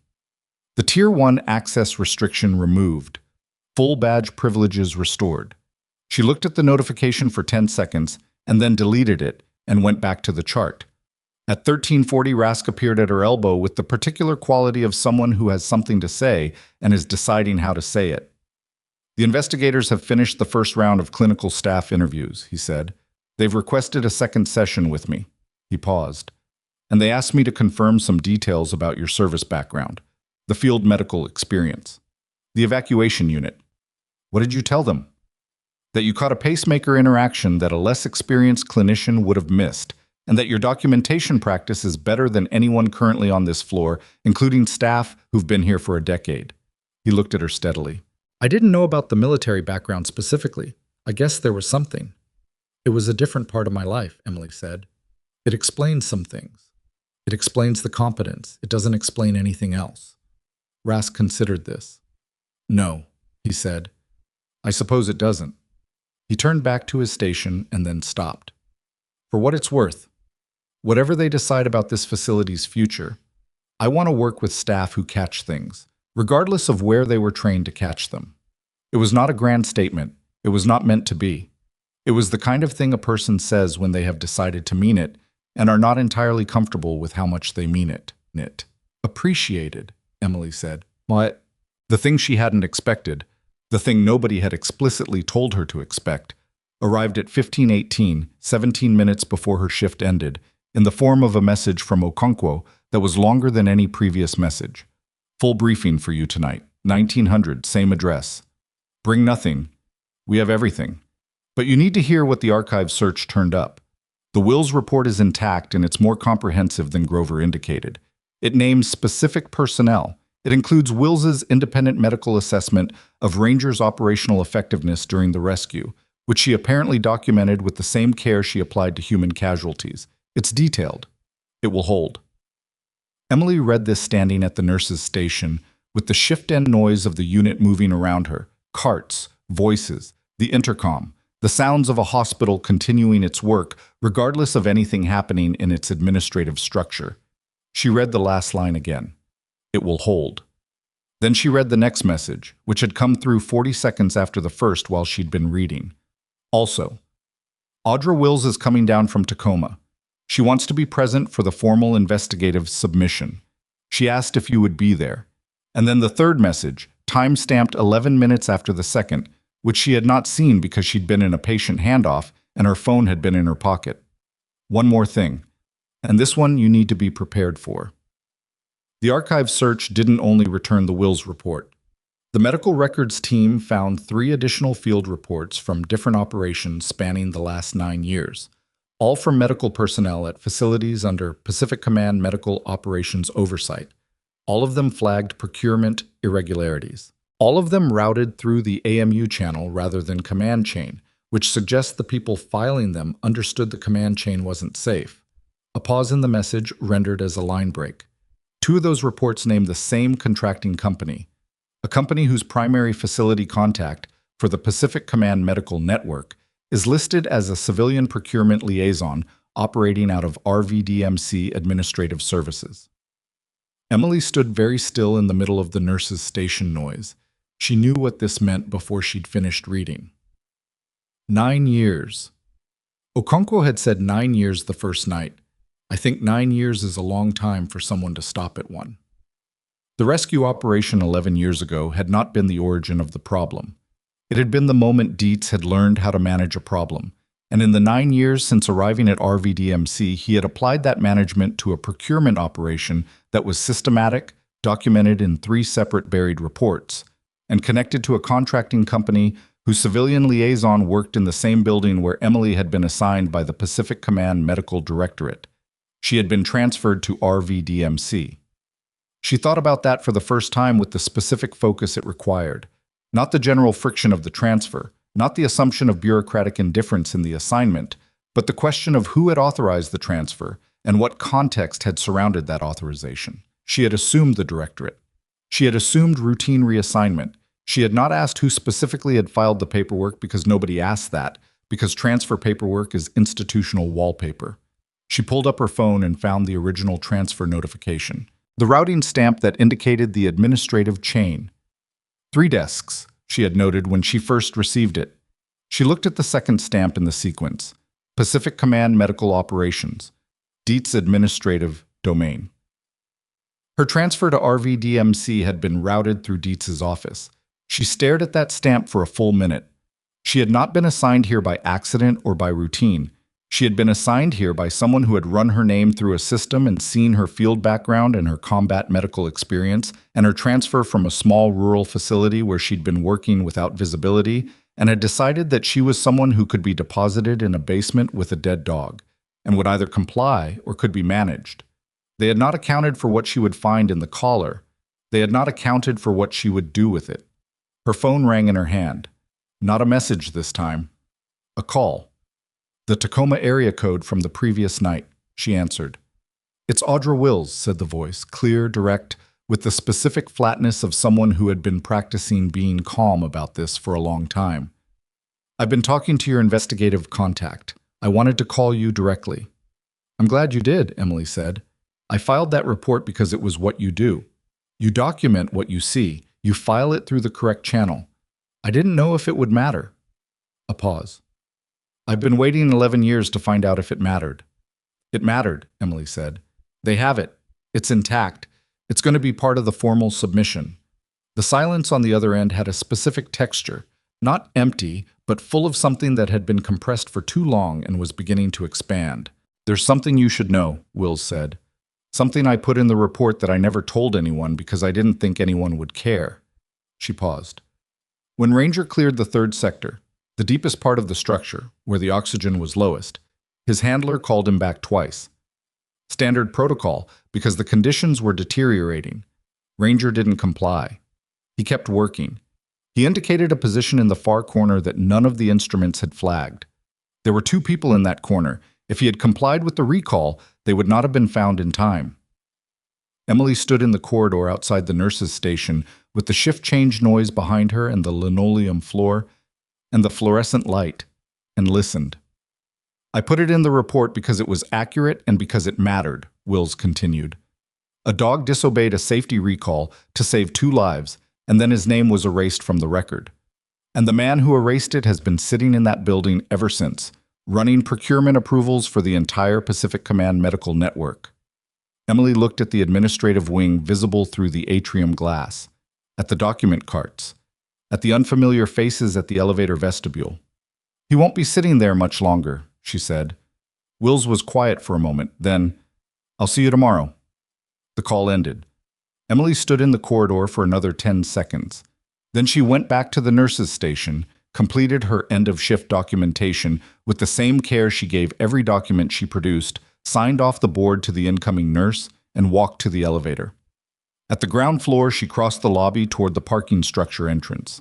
She passed the security desk where Grover Mabry usually sat with his reading glasses on his head and his deliberate non-documentation habits, and his dog tag kept on a shelf for a decade, and where today a different face sat, and she kept walking. She was 20 feet from the exit when the public address system activated, a routine overhead announcement, the kind that ran dozens of times a day at any medical facility.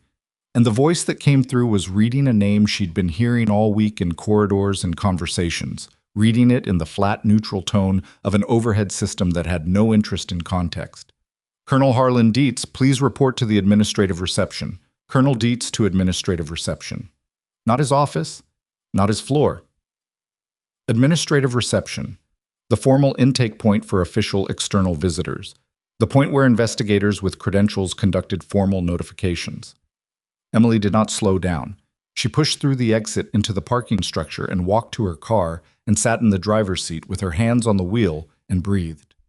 Through the parking structure's open side, she could see a portion of the RVDMC main entrance, the glass doors, the flagpole, the lamp-lit sign that read Redwood Valley Defense Medical Center in the kind of permanent institutional font that was designed to suggest nothing ever changed.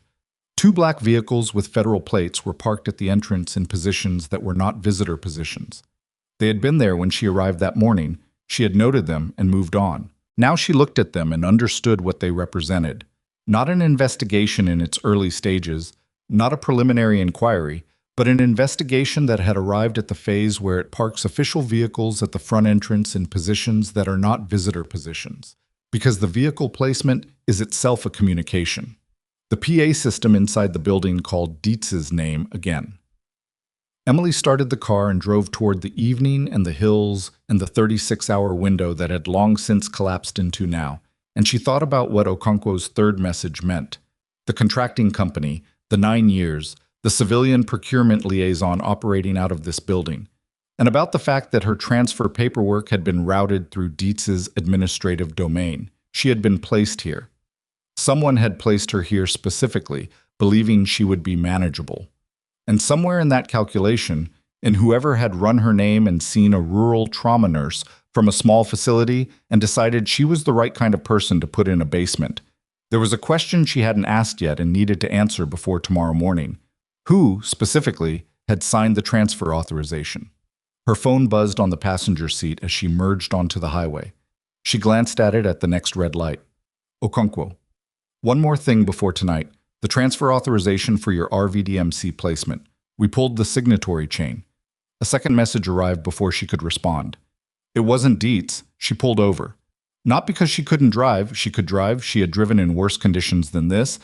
But because the message required her to stop moving and think before she did anything else. She pulled onto a turnout at the edge of the highway where the shoulder widened enough to sit, and she looked at the message again in the blue light of her phone screen with the hills dark around her and the occasional headlights of other cars passing without interest.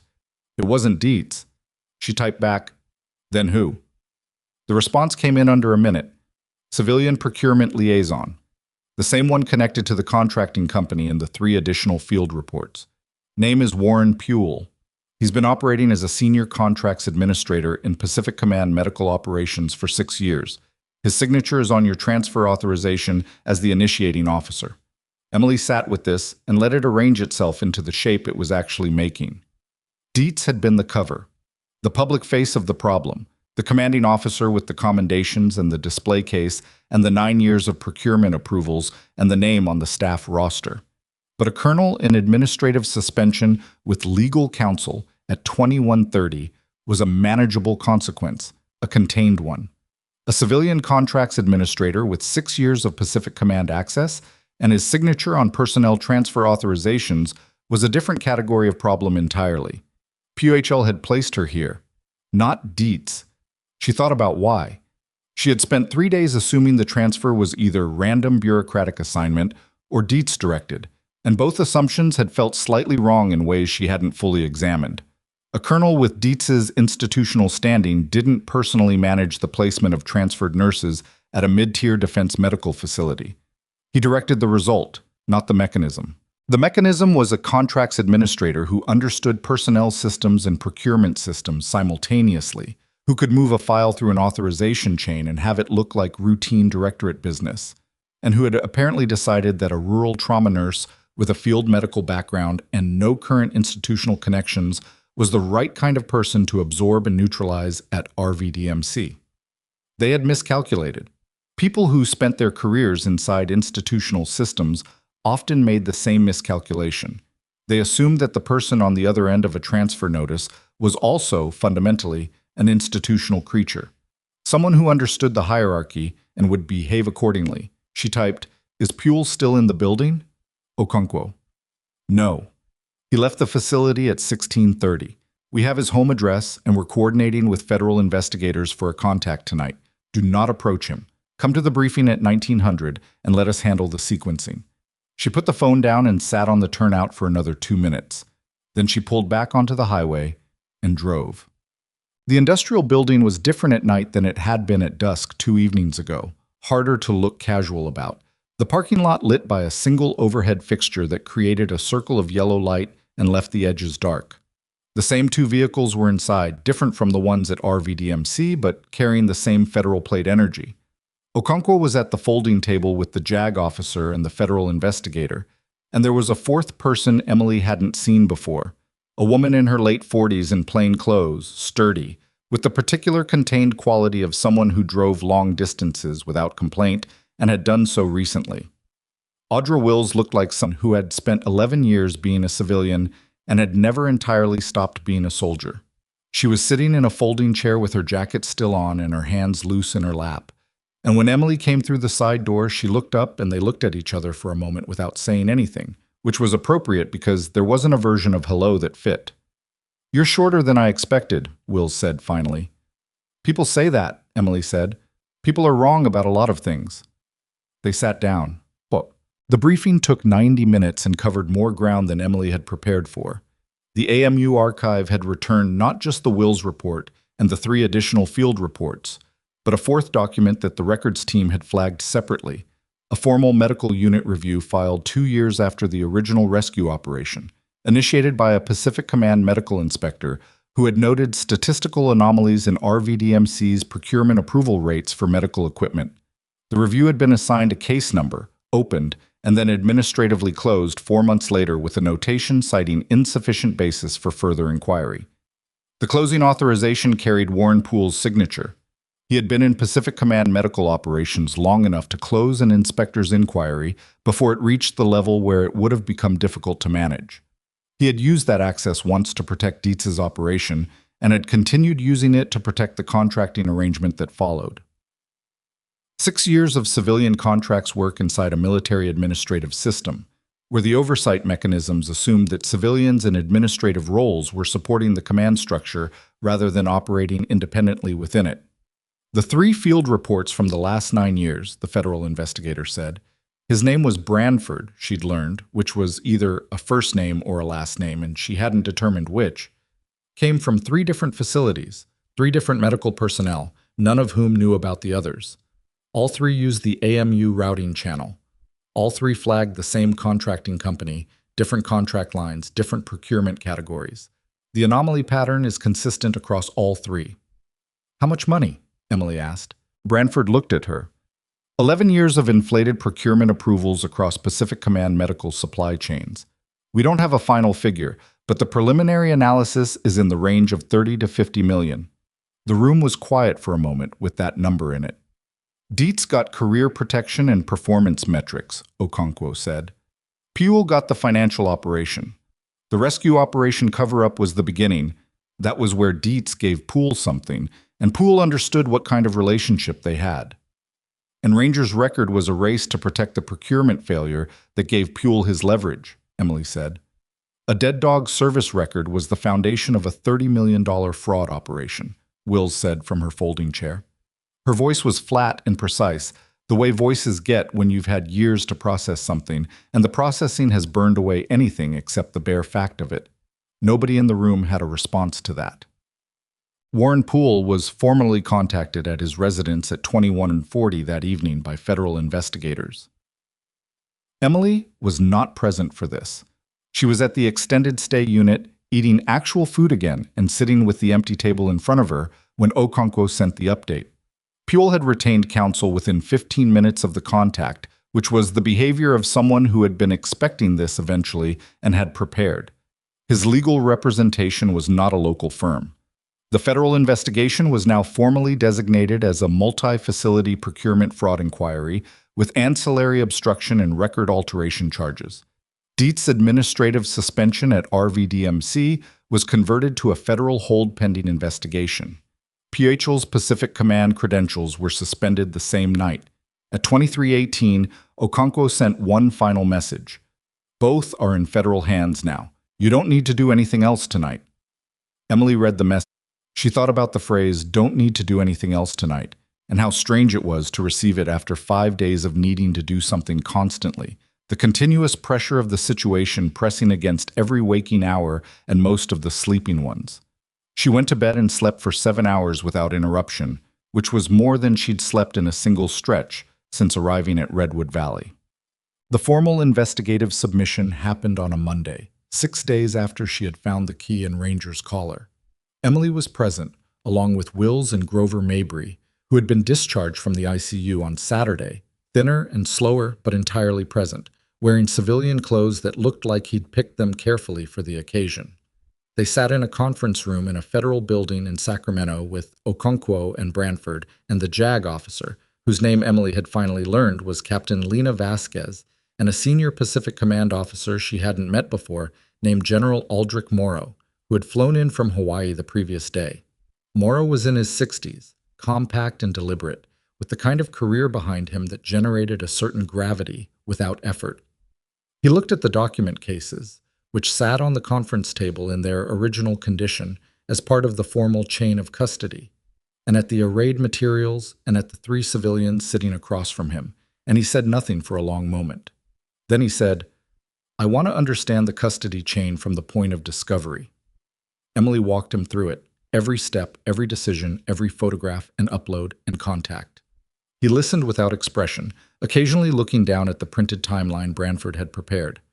When she finished, Morrow was quiet again for a few seconds.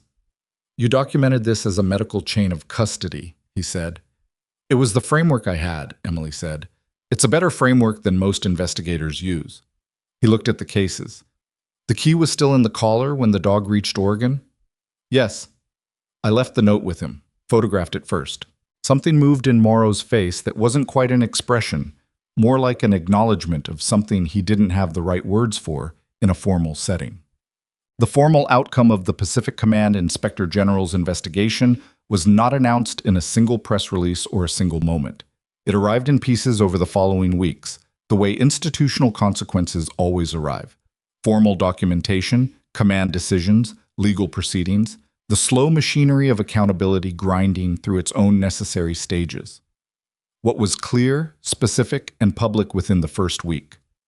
Colonel Harlan Dietz was relieved of all duties pending the outcome of federal charges that included obstruction of official military records, conspiracy to commit procurement fraud, and dereliction of duty in connection with the falsification of the K-9 Ranger After Action Report. His removal from RVDMC was not quiet. A command notice went to all Pacific Command medical facilities. His name was removed from the administrative directory. His office on the 6th floor was sealed. Warren Poole faced federal charges on 4 counts related to procurement fraud, 2 counts related to abuse of administrative authority, and 1 count related to his role in closing the inspector's inquiry 2 years after the original operation, a formal closing that investigators had now characterized as deliberate obstruction. His legal team entered a not guilty plea. The case was expected to take years. The contracting company, whose invoices had moved $37 million through Pacific Command medical supply chains, the final figure confirmed in the investigative submission, suspended its operations within 10 days of Poole's charges being filed. Dr. Marcus Vall was removed from his position pending review of his role in directing administrative pressure against Emily during the week of the initial investigation. The review found that he had acted on Dietz's instruction and had not been part of the original cover-up, a distinction that mattered legally and perhaps not in other ways. He resigned before the review concluded. Brett Riordan was interviewed 3 times. His cooperation was characterized as full, which Emily suspected meant he had said everything he knew about Dietz's internal communications and had probably said it quickly. No charges were filed. He remained at RVDMC in a reduced administrative capacity. She didn't have feelings about this that she could fully organize. He had been a small mechanism in a larger machine, which was its own kind of complicity and its own kind of limitation. Donna Halstead cooperated without hesitation, was cleared of involvement in the core fraud operation, and returned to her charge position. She was better at the job than the week Emily had arrived suggested. Emily came to believe this over the following months, and considered revising her initial assessment, and then considered that initial assessments formed under pressure and institutional friction were not always reliable indicators of character, which was a more useful conclusion. K-9 Ranger's official military service record was formally restored by Pacific Command order 6 weeks after the investigative submission. The correction was comprehensive. His designation was reinstated into the original after-action report. His role in the rescue operation was documented with the specific detail drawn from both Voss's log and Wills's field medical report, and his service history across 3 overseas rotations, and his subsequent stateside service was consolidated into a complete official record for the first time. The ceremony marking the restoration was held at RVDMC on a Saturday in early spring. It was not a large ceremony by military standards. No parade, no brass band, nothing that would have seemed disproportionate to the occasion. But it was attended by several dozen people, which was more than Emily had expected. Soldiers and veterans who had served with the units Ranger had supported, a handler community that had known Voss or known of him, two families of the individuals who had been found in the collapsed structure 11 years earlier, and a press contingent that was modest but present, because the story had reached the kind of visibility that makes institutional accountability legible to the people outside the institution. Grover Mabry sat in the front row in a good jacket. He had lost weight in the ICU and hadn't fully recovered it, and he walked with a cane he hadn't needed before, and his eyes were clear and steady in a way that had not been available to him before all of this. He had told Emily 2 weeks earlier, in the RVDMC cafeteria over coffee he wasn't supposed to be drinking yet, that he had not expected to feel what he felt when the command order restoring Ranger's record was read to him. "I thought it would feel like relief," he'd said. "It doesn't feel like relief." "What does it feel like?" He turned the coffee cup in his hands. Like something was returned. Like a debt got paid that I'd stopped believing would ever get paid. He'd paused. "I kept that dog tag for 10 years. Every morning I looked at it, and I thought about Voss, and I thought about what he asked me to do, which was just, hold on. Just hold the information and wait. And I almost didn't. There were 3 separate times when I almost decided it was over and let it go." He'd looked at her. "I don't know what made me not." She didn't have a clean answer for him, because the honest answer was that it probably wasn't any one thing. It was the accumulation of small refusals. Refusals to normalize, to forget, to decide that the gap between what happened and what was recorded was just the way things went. That kind of accumulation was not heroic. It was exhausting and lonely, and it didn't feel like anything except endurance, right up until the moment it became something else. Audra Wills stood at the podium during the ceremony and read from her original field medical report, the document that had sat in the Pacific Command Medical Archive for 11 years untouched, not because it had been hidden, but because nobody had looked for it. She read the section about Ranger's third sector work, about the safety recall he had not complied with, about the 2 people found in the far corner that no instrument had flagged. She read it the way she'd written it, factual, specific, clinical, and the specificity of it was more affecting than sentiment would have been, because it was exactly the kind of truth that had been denied and exactly the kind of record that was supposed to matter. Emily stood to the side during the ceremony. Not at the podium, not at the front. She had been offered a speaking role and had declined, which some people found strange and which made complete sense to her. The ceremony was for Ranger. The ceremony was for Voss, whose name was read formally into the record for the first time in connection with the operation he had actually conducted. The ceremony was for the 11 people who had been found in the rubble, 2 of whom were sitting in the audience and who had not known until 2 months ago what had actually found them. What she had done was find a key in a collar and follow it to its conclusion. That was the whole of it. That was enough. General Morrow spoke briefly at the end of the ceremony. He was not a man who used more words than a situation required, which was one of the things Emily had come to appreciate about him in the weeks since Sacramento. He spoke about the obligation of accurate record, not in abstract terms, not in the language of institutional values, but in the specific terms of what it meant when a record was false. It meant that the person or animal or unit who had actually done the work was owed something that had not been paid. It meant someone had made a calculation that their own interests were worth more than an accurate account of what happened. It meant that the record, the permanent, official, institutional record, was lying. He said, "We correct this record today not because the events of 11 years ago are still unsettled, but because how we account for them determines what kind of institution we are. K-9 Ranger's designation is restored to the official after action. Staff Sergeant Voss's role is documented. The witnesses are on record. This is what accountability looks like when it arrives late. It arrives completely."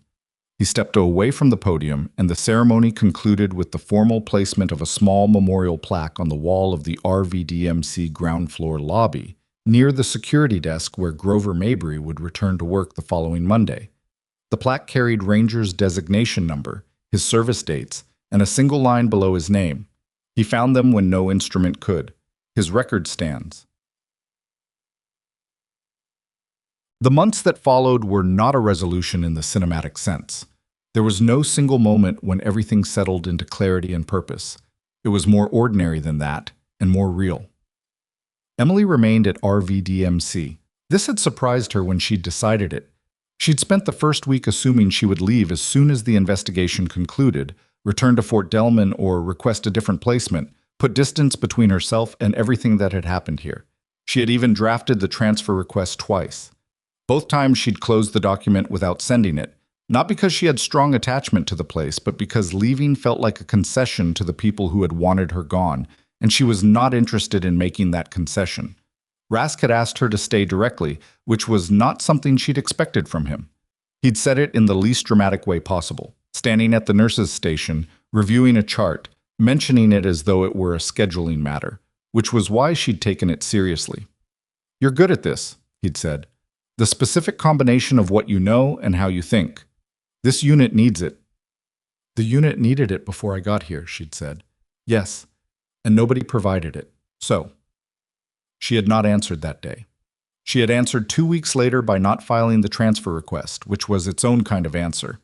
The trauma floor changed in the months after Dietz's removal in ways that were small and cumulative and genuinely meaningful.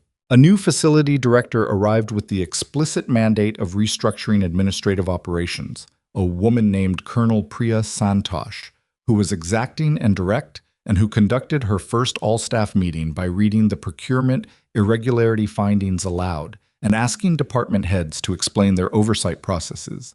A meeting that produced an hour of institutional discomfort that Santosh appeared to find entirely appropriate.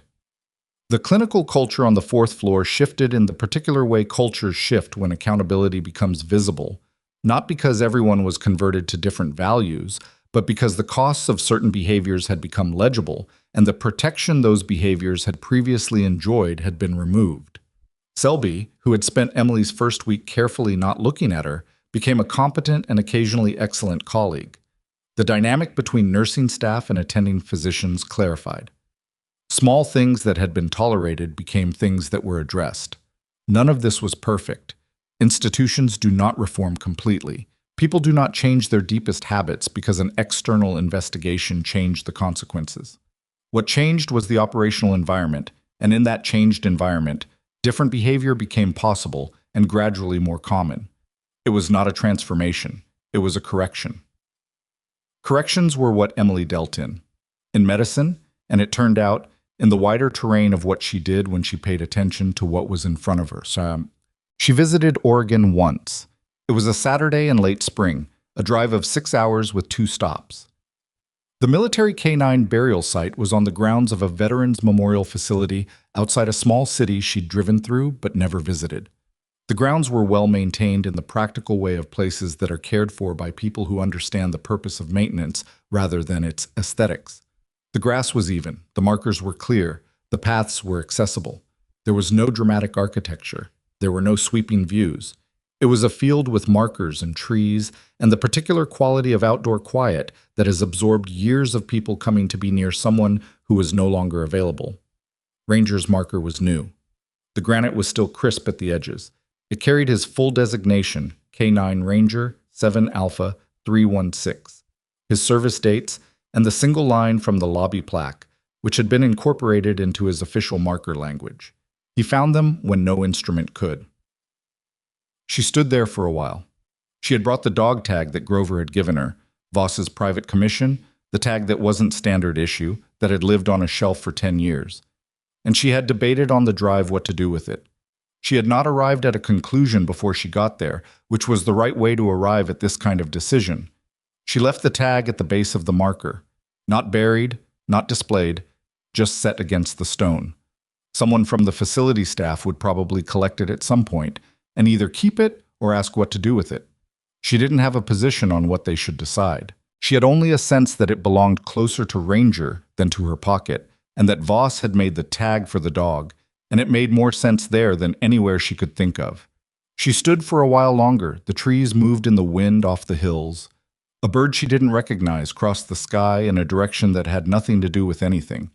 She thought about what she had learned, if learning was the right word for what happened when a week like that week ran through you and left its marks. She thought about the quality of attention that had made everything possible. Not brilliance, not heroism, but the ordinary and non-glamorous practice of noticing what was in front of her and taking it seriously. The seam in the collar, the thickness of the leather on one side, the difference between a record that had been legitimately amended and one that had been deliberately altered. Small details, visible to anyone who looked, which meant the problem was never really the difficulty of seeing. It was the culture of not looking, the institutional practice of keeping your eyes at exactly the level that didn't require you to account for what was below it. She had been put in a basement and expected to keep her eyes down. She had looked at a dog collar instead. She thought about the people who had carried this for 11 years. Grover with his pill organizer and his careful non-documentation and his dog tag on a shelf. Wills with her 11-year wait to find out if the report she'd filed into a separate channel had survived. The unknown person who had called her from an unrecorded number and said, "Please don't let this disappear again," in the voice of someone who had been afraid for a long time. None of them had been waiting for a hero.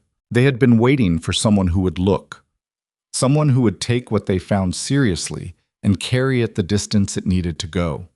She thought about Voss, who had assembled 63 pages of compressed, careful documentation and hidden the access key in his dog's collar and written 6 lines on a folded card and trusted that the chain of custody he was creating, informal, unofficial, routed through a leather collar and a decommissioned storage unit and a man who kept a dog tag on his shelf, would eventually connect to something that could act on it.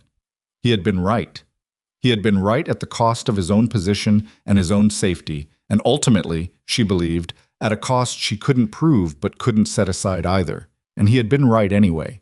And the rightness of it was not a comfort exactly, but it was something.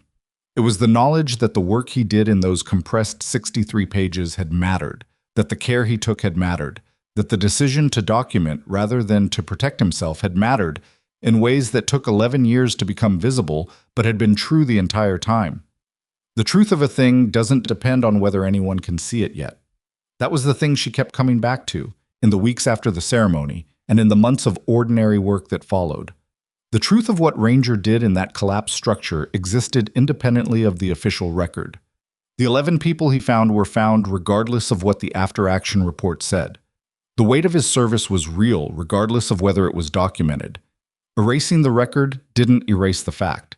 It just created a gap between the fact and the account of the fact. And that gap was what people like Dietz and Poole had lived inside for 11 years, believing the gap was the same as the erasure. It wasn't. Gaps get closed. Not always. Not easily. Not quickly. But the truth of a thing has a kind of structural durability that a falsified record doesn't. And sometimes, when the right person looks in the right direction at the right moment and decides not to let it go, the gap closes.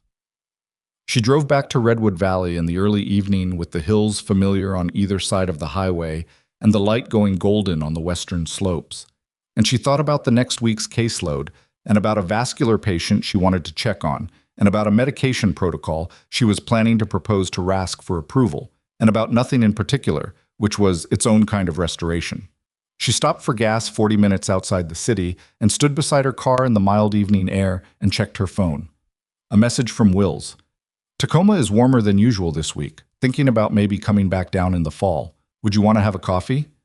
Emily typed back, "Yes." She got back in the car. She drove toward the city lights that were beginning to be visible over the last ridge of hills. Behind her, the highway ran north toward Oregon and the quiet field with its new granite marker, and whatever Voss had hoped when he folded that paper and pressed it into the hidden seam of his dog's collar kit. Whatever specific future he had imagined when he wrote, "Don't let them erase this," it was not this exactly, because he couldn't have known the specifics. He had just done the work and trusted the work and set it in motion and believed without evidence that the motion would eventually arrive somewhere. She had been the somewhere. She didn't know what to do with that except to keep doing the work in front of her, which was what she had always done, which was maybe the only answer that held up under the weight of being asked. The city opened ahead of her. The hospital was visible on the hillside with its institutional lights burning steadily in the dark. RVDMC, with its new director and its lobby plaque and its 4th-floor trauma unit, where tomorrow morning she would walk in at 0700 and read the board and put on her gloves and start paying attention. She was good at paying attention. She had always been good at it. It turned out that was enough.